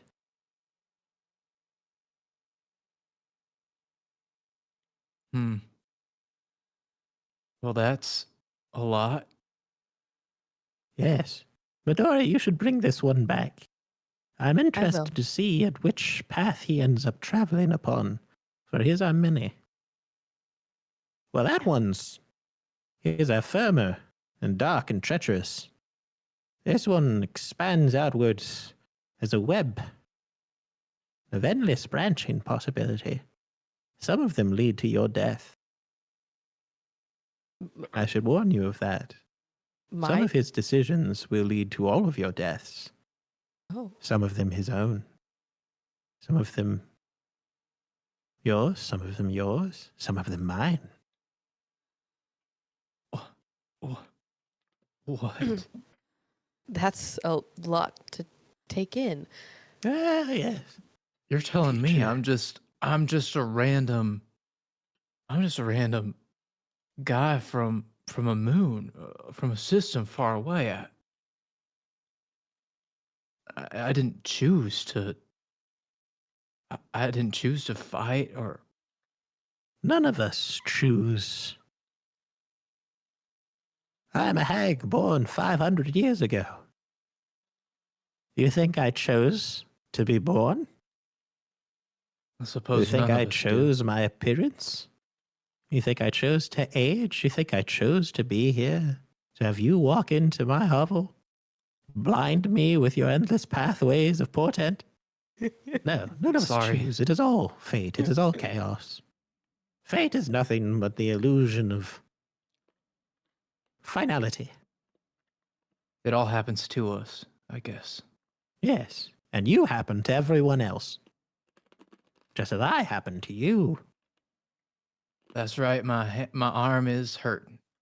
So My in arm is essence, to clarify, you are incredibly important and absolutely not. Nothing new. I appreciate Yes. that. Now go, take care of your arm, little Thanks. weak-skinned boy. Medora, Come, Medora, come Oh. and help me. Pamela, It turned black. Pamela, can you add an extra healing salve or something onto my tab to help? Pamela will pop her head in the corner and she'll say, I've got some enhanced Vaseline. Will it at Great. least It's great on stuff Advanced like this. repair. add it to my tab? Let me help him out. Absolutely. Do you want me to throw some Tylenol? Just a Give him little a lollipop. Not Tylenol. Give him a lollipop. bit. I like the CD root or beer no? ones. Go ahead and lead him out. Talith, I'll also meet you outside. Don't give me the Yes. mystery because those are almost always the mango kind. You don't like the mango kind? Grant likes the mango kind. All right, Pamela Pamela that looks up myself on you with here. scorn. Is extremely tempted to leave Sirius and or Melody in the room, but he will, out of respect, choose not to. Sirius wants to would leave this know. place as quickly as possible. As a cold-blooded reptile, he is not a fan of being here. Very true.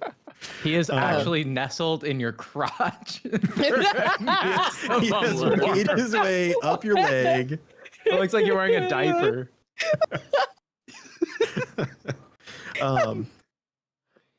Sirius actually Grant, has here's a problem. That's not going to be any warmer for him.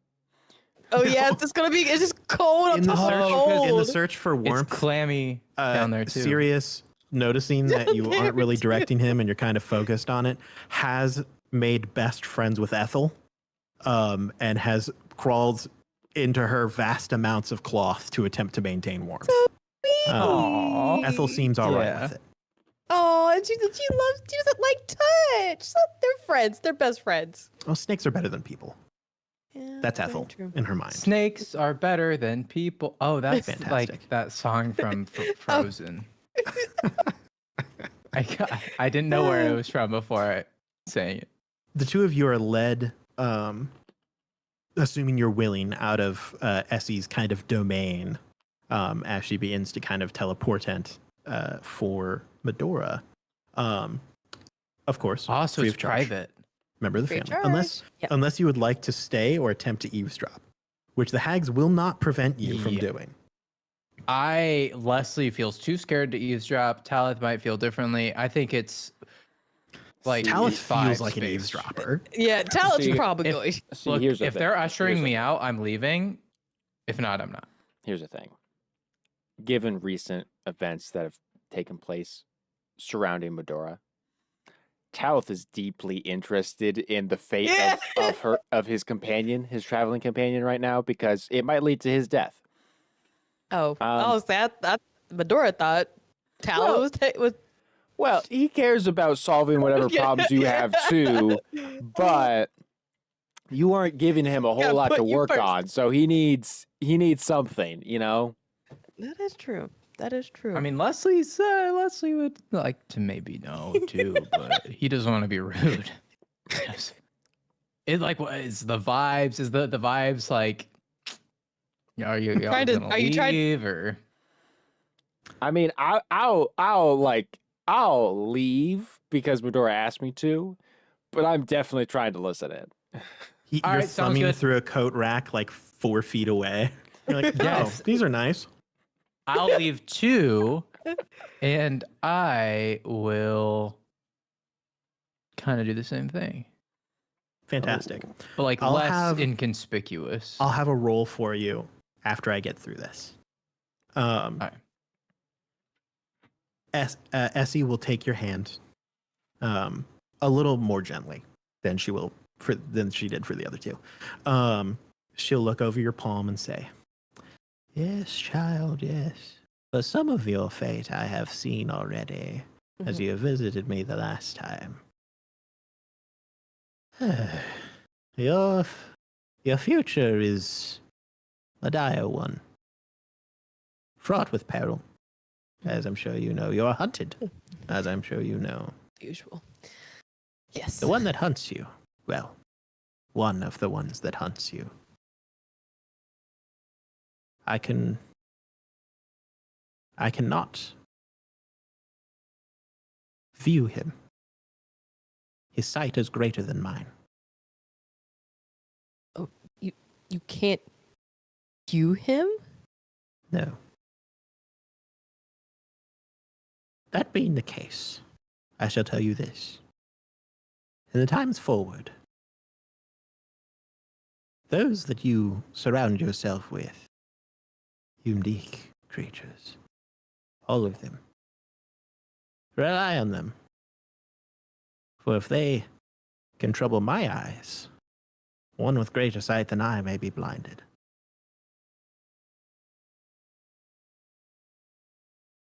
That's great to know.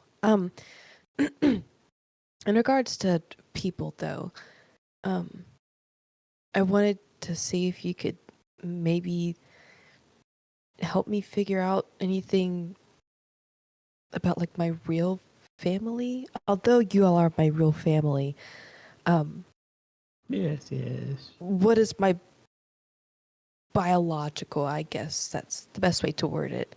Your father or your mother?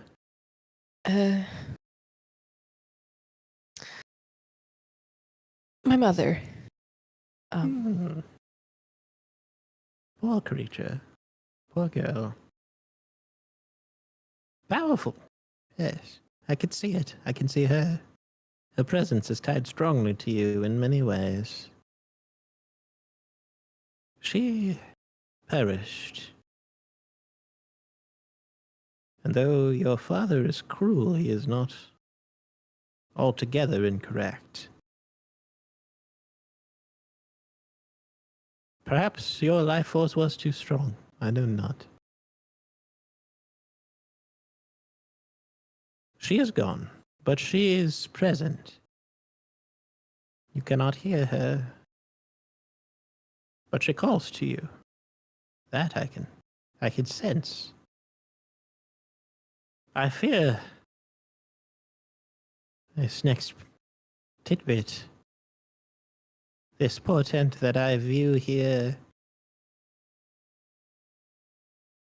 If you wish to hear her voice, to know what she calls out, I fear that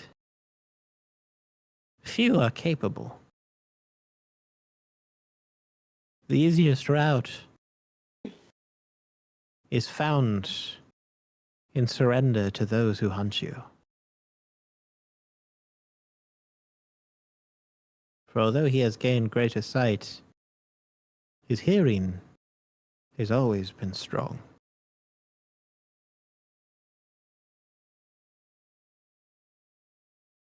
Which one are we talking about? You will know. You are closer to him than you may realize.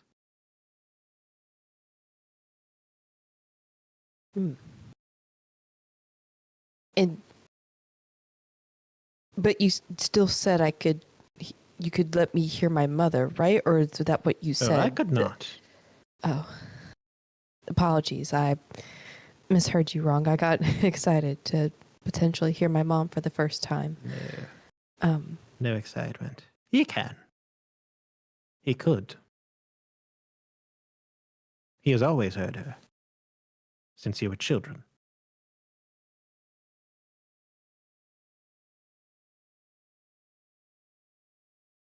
Oh. Yes. I see your fates are closely entwined. Much to his doing, I'm sure. With eyes as his, I am certain that little is accidental when it comes to his fate and yours. Even in fate, I can't run away from this man. Oh, no. That is not what I said. I said his eyes are strong, but no vision is perfect. Your friend, she points at Leslie. Your friend is an example of that. And her. And she points over at, oh God, Addie. Pam, oh. Yes. The two of them, especially useful in blinding those with the sight. In very different ways. Use them well. You will find a way. Understood. Thank you. Yes, I wish that I could do more. You're a good child. A wonderful daughter.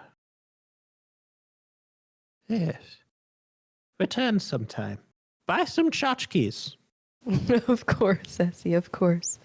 And she kind of gets up and is trying to rub the dark tear that's ran down, but it's frozen, so she's trying to like pick at it. She's like she will hand you two different mittens of different sizes, and one of them has no fingers. And she says, "Yeah, take this. Take these. Thank you. I can never manage to knit a left hand. I don't know why." It works just fine. Actually, it's actually quite a good fit on me. How did you? I've had a very long time to practice. Well, they're amazing, and I will She goes back definitely to always knitting. come back. Yeah. Well, Yeah, bye, yeah. Essie. Yeah. Goodbye, child. Goodbye, eavesdroppers. It depends on Cheers. how well we did. Yeah. You know, I think Yeah. I think Leslie was probably a little bit preoccupied by the sort of things that were said. So I think maybe Leslie was trying, but then probably Did Give not me succeed. disadvantage on a perception check. I love that. That's what Perception You check know? from you, Talith, as well. 2. 18. What's going on 18 here? with Wow. disadvantage? Good Yeah, dude. gosh. Yeah. Specifically her pointing and mentioning, hey, that guy really cut through the deluge of what is happening with my life. Yeah. You were able to pay attention pretty aggressively. All right. Talith, My perception was only a 13. only a 13. You were farther into the store, so it was a little harder to hear. Plus, you were just surrounded by a bunch of still living fur coats, which just really make a lot more noise than you'd expect. Uh-huh. Mm. Ew. The little basket of potions is on the counter, and she'll say, so now that you've had some time to think about it, are you at all interested in the insurance bundle that comes with the potions? Or are you just looking at the potions? Just the potions. Just the potions. Just the Nothing potions? personal. Last chance, limited time offer. I might be back. I'll think about it. Well, I'll make sure to write your name down just in case. All right, don't worry. We do have to follow official guidelines for cost when we're dealing with traditionally marketable items. I know. Where's the fun in that? I've tried to change the regulations, but everyone's such a stickler. For these, it'll just be a total of 10 gold. Ooh. Oh, Which, if you're comparing it to the Nikomuris prices, by the way, this basket contains 6 regular potions of healing. If you're comparing Wow. this to base market Nikomuris pricing, each bottle would be 50. So wow. this is pretty good deal. Even with the discount? Oh, this is with discount, yes. Okay. That's how sorry, we I got just it wanted to down make the sure. 10. So sorry. I just wanted to make sure. I'm so sorry. Yeah. I mean, hey, shoot, I'll take 7 potions of healing for 10 gold. You're the only one that's got the money for it. So I mean, whatever Talith is willing to pay is what I'm willing to pay. Mr. So- Moneybags. Moneybags Talith over McGee here. Yeah, Jeez well, he's not going to be Louise. Mr. Moneybags for very long. Dude, we need to get paid Yeah, at after some this point. But he'll be Yeah, we a need to get paid. still living Mr. Moneybags at that point. I just need Um, to use my thing 4 times and then I can sell it. Exactly.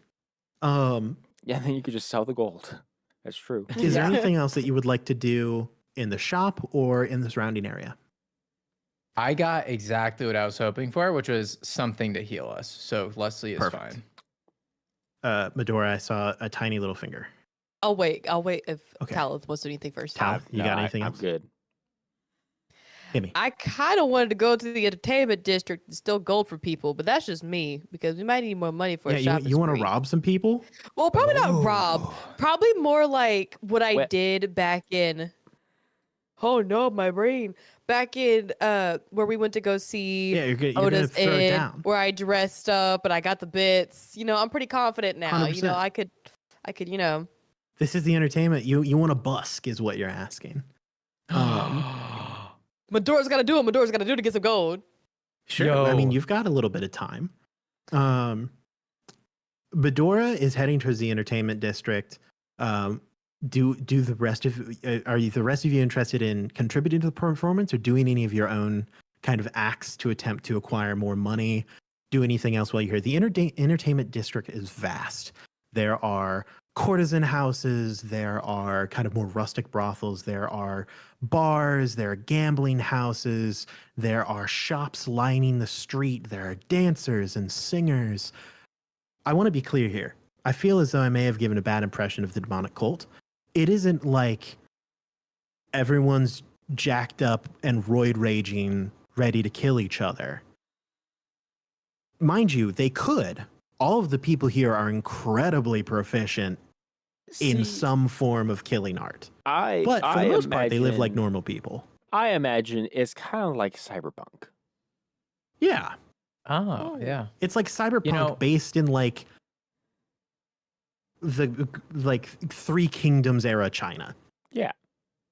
That's kind of cool. I think Leslie is interested in sitting somewhere, anywhere. He doesn't care. It could be a bar. It could be a restaurant.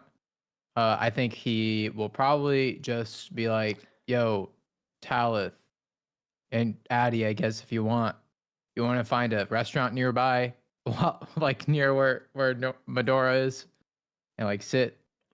That's what Leslie wants. I will say two things. One, there is a conversation with good old Leslie that I would love to have.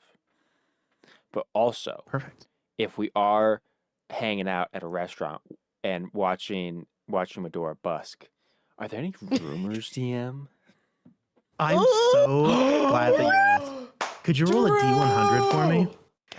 Yes. Wait, DM, could you at least share a little bit about the surroundings? Like, what kind of restaurant might we find? This is my first question. Medora? When you're looking for a restaurant, do you ask for advice or just try to find one randomly?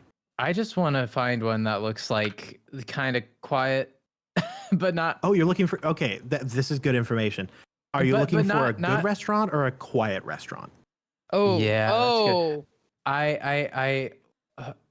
I think Leslie would prefer one, like, how pubs aren't fancy, but they're not like a dive bar. It's like somewhere in between. Yeah. He just wants somewhere where he can sit. He won't be bothered. He can get a drink.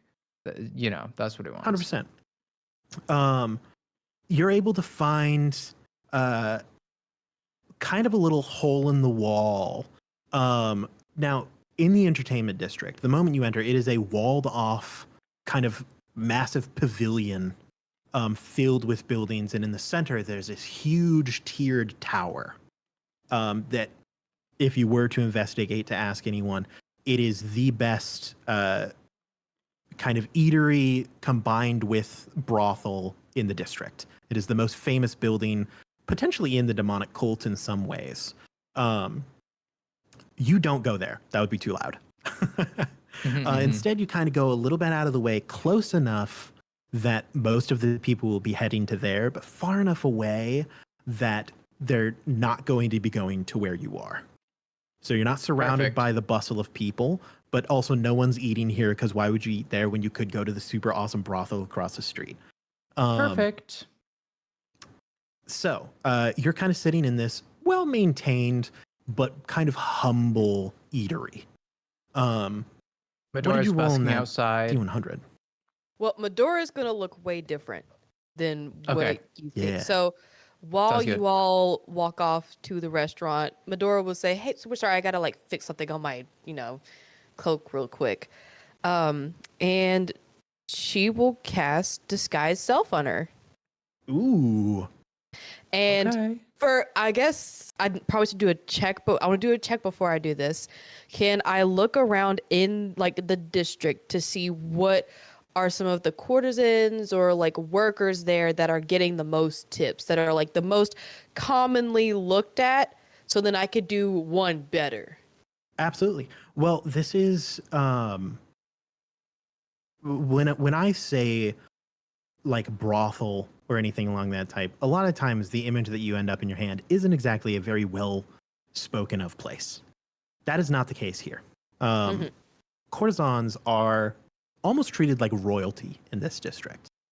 Of course, there are like the not very well taken care of that are like not treated very well, but you can rise to incredibly powerful positions being a courtesan here. So a lot of them, the ones that are incredibly well regarded, they have guards surrounding them. They are carried on palanquins, wearing incredibly rich silks, painted up, untouchable. People will pay their entire life savings to just play a game of chess with them. Obviously, it's hard for you to fake that because you don't have surrounding bodyguards. So you aim for somewhere in the middle. And not exactly dressed in fine silks, but still very richly dyed, long dresses and clothes. Obviously, you still got to show off the goods a little. Oh no, it's probably gonna be like a decent bit where it's like most likely. I don't want to be that guy. No, I'm gonna explain it. It's probably gonna be like a bando top type situation. Oh, 100%. And then she's probably gonna go with the red theme, unless if you could clarify if like there's certain colors that are okay. Not great. specifically. She's gonna go with like the red theme, and where she will have this red veil on top of her head and like almost like a red veil around her like face, almost as giving, I guess, Arabian Nights kind of situation where it's like very like mysterious lure. Mm-hmm. She'll probably still have like where her black hands used to be. I was a little bit tougher to hide. She probably made it look more almost like red paint on her hands. Yeah, kind of like or even like a henna almost. Yeah, almost like a henna, where instead of like the usual flower design, it's almost like vines that like wrap around and like kind of goes with that. So that's what. Fantastic. And you're throwing it back outside? Oh, it's gonna be like kind of, I would say a more graceful throwing it back, but you know what? Fine. Throwing it back is my term for any form of dance. More like setting it back. Yeah. Throwing it back crazy style. All right. 100%. Dropping it down. Shotty's getting down outside. Somebody come get her. No. I'll have you roll a performance check. I'll give you advantage because of the disguised self. Work. I'm desperate to know what D100 Drew rolled here. A 24 DM. 24, you said? Vienti Quattro. All right. You are sitting in this bar. It's not very full. Leslie, you've ordered some kind of beer, man. A cold dark beer. I don't even like it. I don't even like it. But I'm drinking Coors anyway. Light. Nah, it's darker than that. But it's yucky. Like a Dos Equis, probably. Yeah, you're sipping on it. Hey, you're not a big fan, but it's cold. Sometimes that's just what you need. Can't beat a cold beer when you need it. Leslie's sitting there sipping on a cold beer. Bedora's outside drawing in customers who are, I wouldn't say ogling because that's not professional enough for this district. They are viewing professionally and donating to the cause. Let's go. Surrounding you, there's not a lot of people, but there are two kind of more rugged, older-looking warriors, martial artists who, mind you, if they're old, that means they have to be at least pretty good. And you can tell that the reason they're here is probably because they've been drinking at this bar forever. Like, it's their home base. This is where they've gone for years and years and years. And joining them is a couple of younger warriors. Maybe they took them out for a drink. It's kind of like a company retreat type deal, or the boss is buying work after a long day, buying drinks after a long day of work. What am I saying? You got it. And they're telling a story. One of the warriors is there, and he goes, "Now I'll tell you. They'll tell you right. There I was, fighting day after day, battle after battle. We were fighting. People were dying left and right. We were winning. Things are going quite well. And then he arrived. A one-eyed man, a sorcerer. He wielded 10 wands, secret, ancient magics, firing off beams left and right. I tell you, it was like nothing I ever seen before, like some kind of monster from the deep. He rose up over the crest of that hill. Death followed in his wakes. I tell you, no one saw him coming. The Modron were present, trying to intercede in this war. They couldn't sense him. Didn't know where he was coming up next. He took them down in stride, one after another. Blam, blam, blam. You were going down, falling like blades of grass before the sickle. I never seen another caster like he in any of my days. No, I tell you no. That man, he gained a name that battle. They called him the Beholder. I swore if I lived another day, I would count my blessings, every last one. For I survived an impossible encounter. While I stood there, blade drawn, ready to fight to my dying breath, he turned and looked at me, one peering eye, just staring at me out of the darkness. We locked eyes and eye. And I tell you,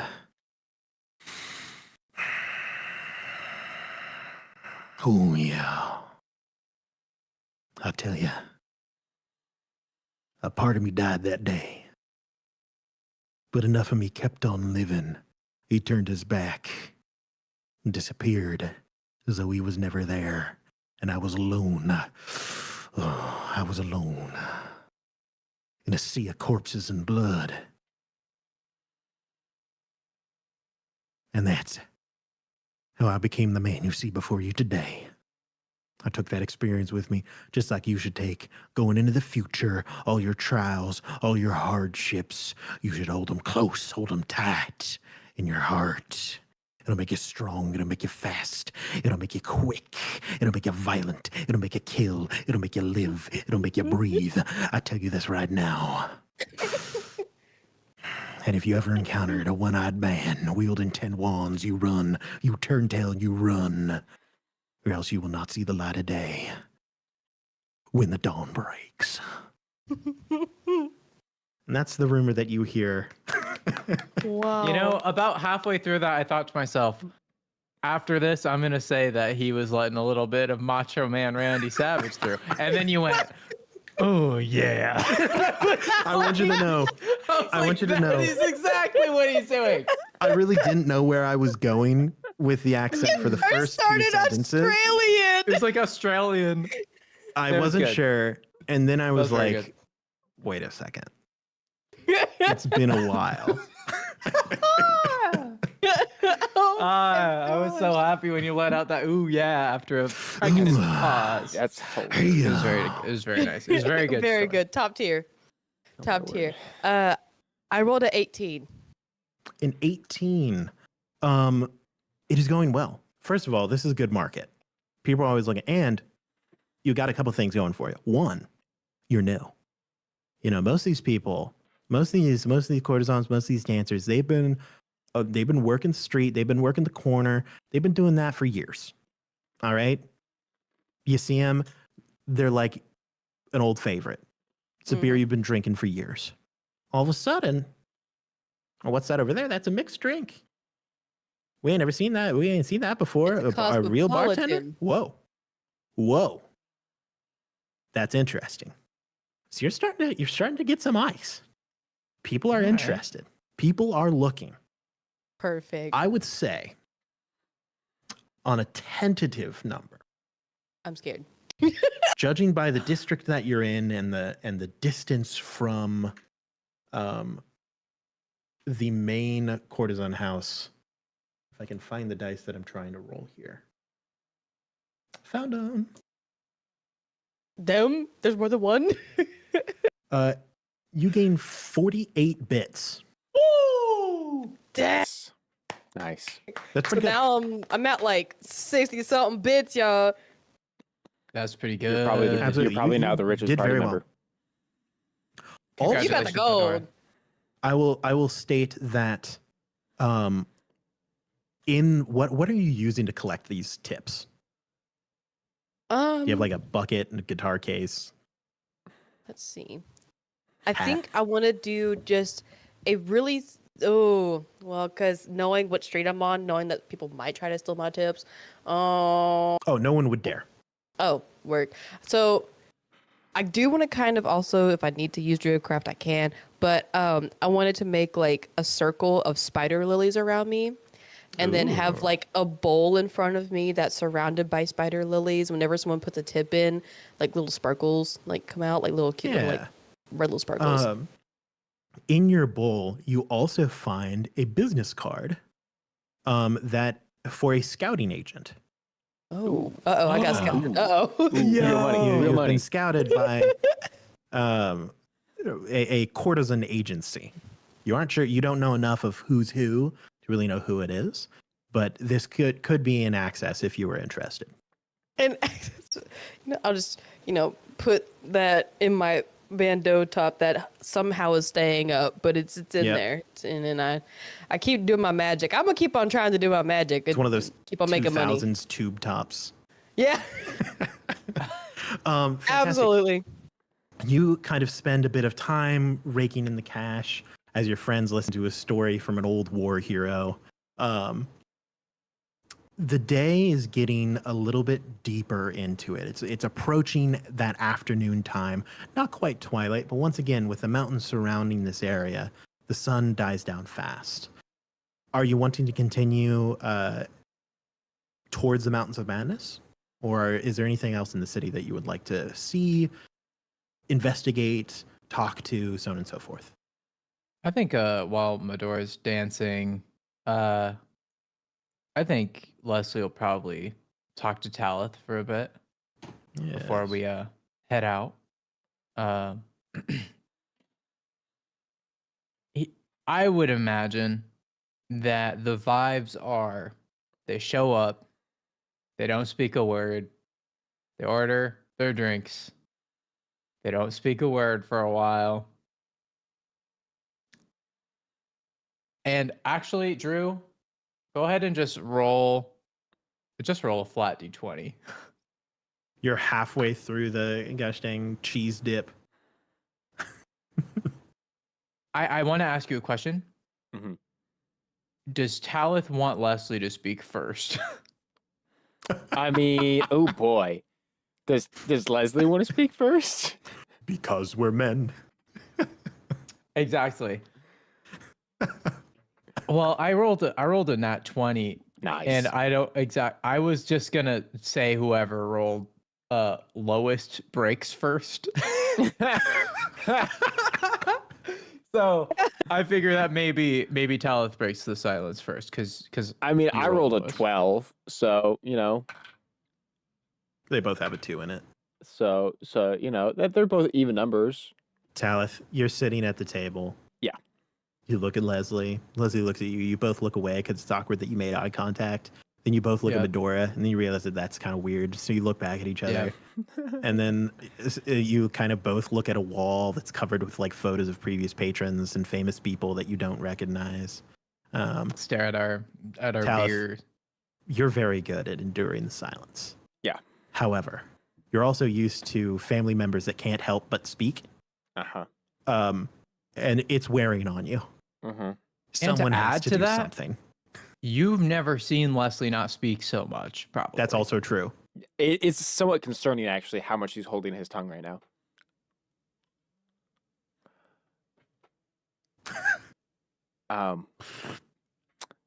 Not looking at Leslie, but in Leslie's head, he does hear.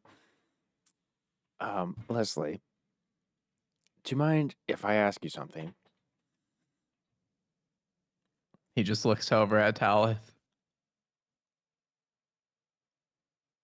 He doesn't say yes or no. He just looks at you. Stonewalled. I'm going to take that as a yes. Why did you lie back on the ship about the creature that we encountered when we were trying to help Medora? Are you talking about that the like feeling in that room? Mm-hmm. Is that what you're talking about? Yeah, that one.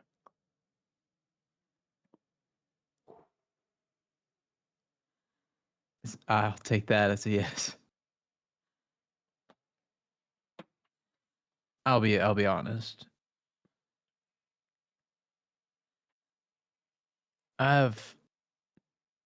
felt things like that before. And they're terrifying. And I don't want to subject anybody else to that. I was, you know, I'm just trying to be mindful. I don't want to spread what I got going on to others. He just looks at his beer. Is that why you got the monocular?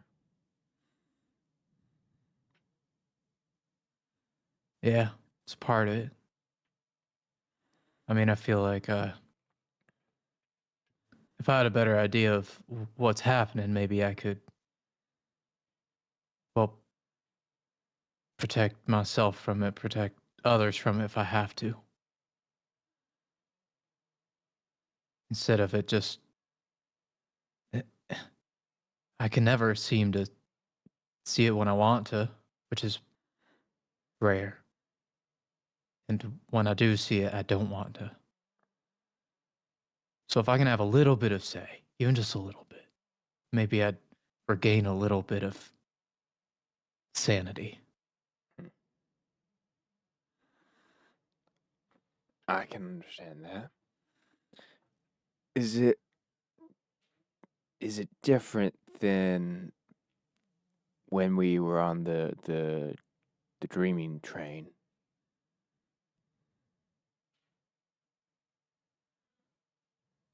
You know, every time it never quite feels the same, but I know it is what I think it is.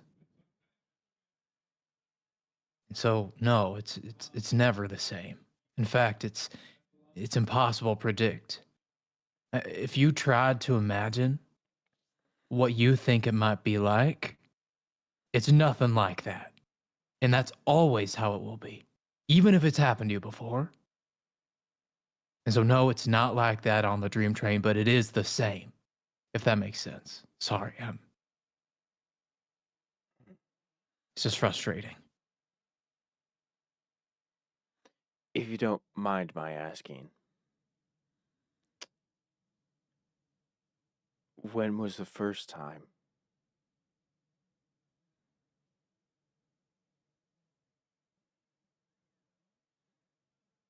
I bet you could guess.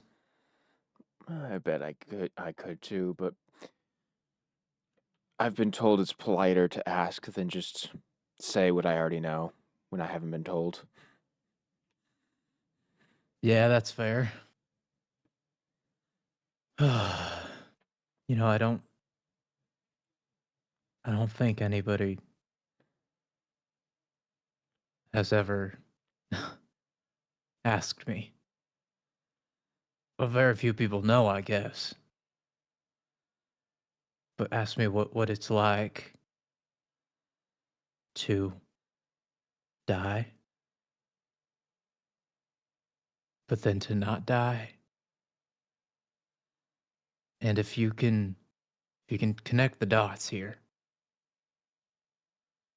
get stabbed in the back, get kicked off the side of a ship into oblivion, no chance of living. And everything my mind in those split seconds of pain, of being literally and unfortunately, figuratively stabbed in the back. And as I was passing over the side of my ship, as I was thinking that was the last thing I was going to see, the face of my enemy and the face of my friend turned enemy. What I predicted was nothing. What I predicted was cold, was lonely, was relieving. was rest. And I welcomed it in that moment. But then, it was nothing like I predicted it would be.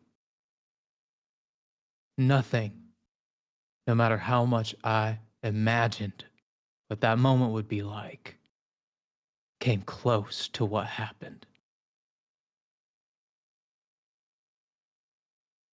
That's when it happened the first time. When I felt them. I had eyes on me. When I endured space alone. You could imagine what that would do to someone's mind. And hell, that's been my reality ever since. I don't even know what to think anymore. Seems like there's no rules. And I'm not talking rules we make. I'm talking whatever we think the way things work may be. There's always a step beyond that that's really making the rules. That's what it seems to me. I understand. As someone who comes from beyond the rules in my own way, I am deeply fascinated by what you've explained to me. And if there's a way that I could help, I'm willing to do so. You have shown that you are a reliable man, and you've helped all of us on a number of occasions. If I may, I am curious enough to ask if you would let me see what you saw on that day.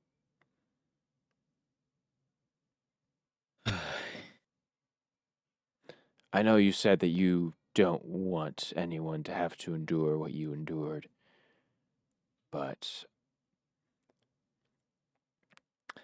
I doubt it's any worse than what I've already experienced in my own lifetime. You know, it's weird. I never thought I'd think this of anybody. But I think you might actually be maybe the only person who that rings true about. Now, I still don't think you'll see what's coming. I think it transcends consciousness. Well, But I know you've been beyond the rules as they are as well.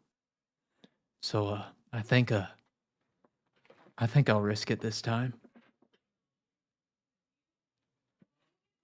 It's I'm kind of surprised you haven't seen it yet. I feel like it's kind of always lingering in there. So you can give it a shot, sure. DM. Yeah. I would like to cast Detect Thoughts.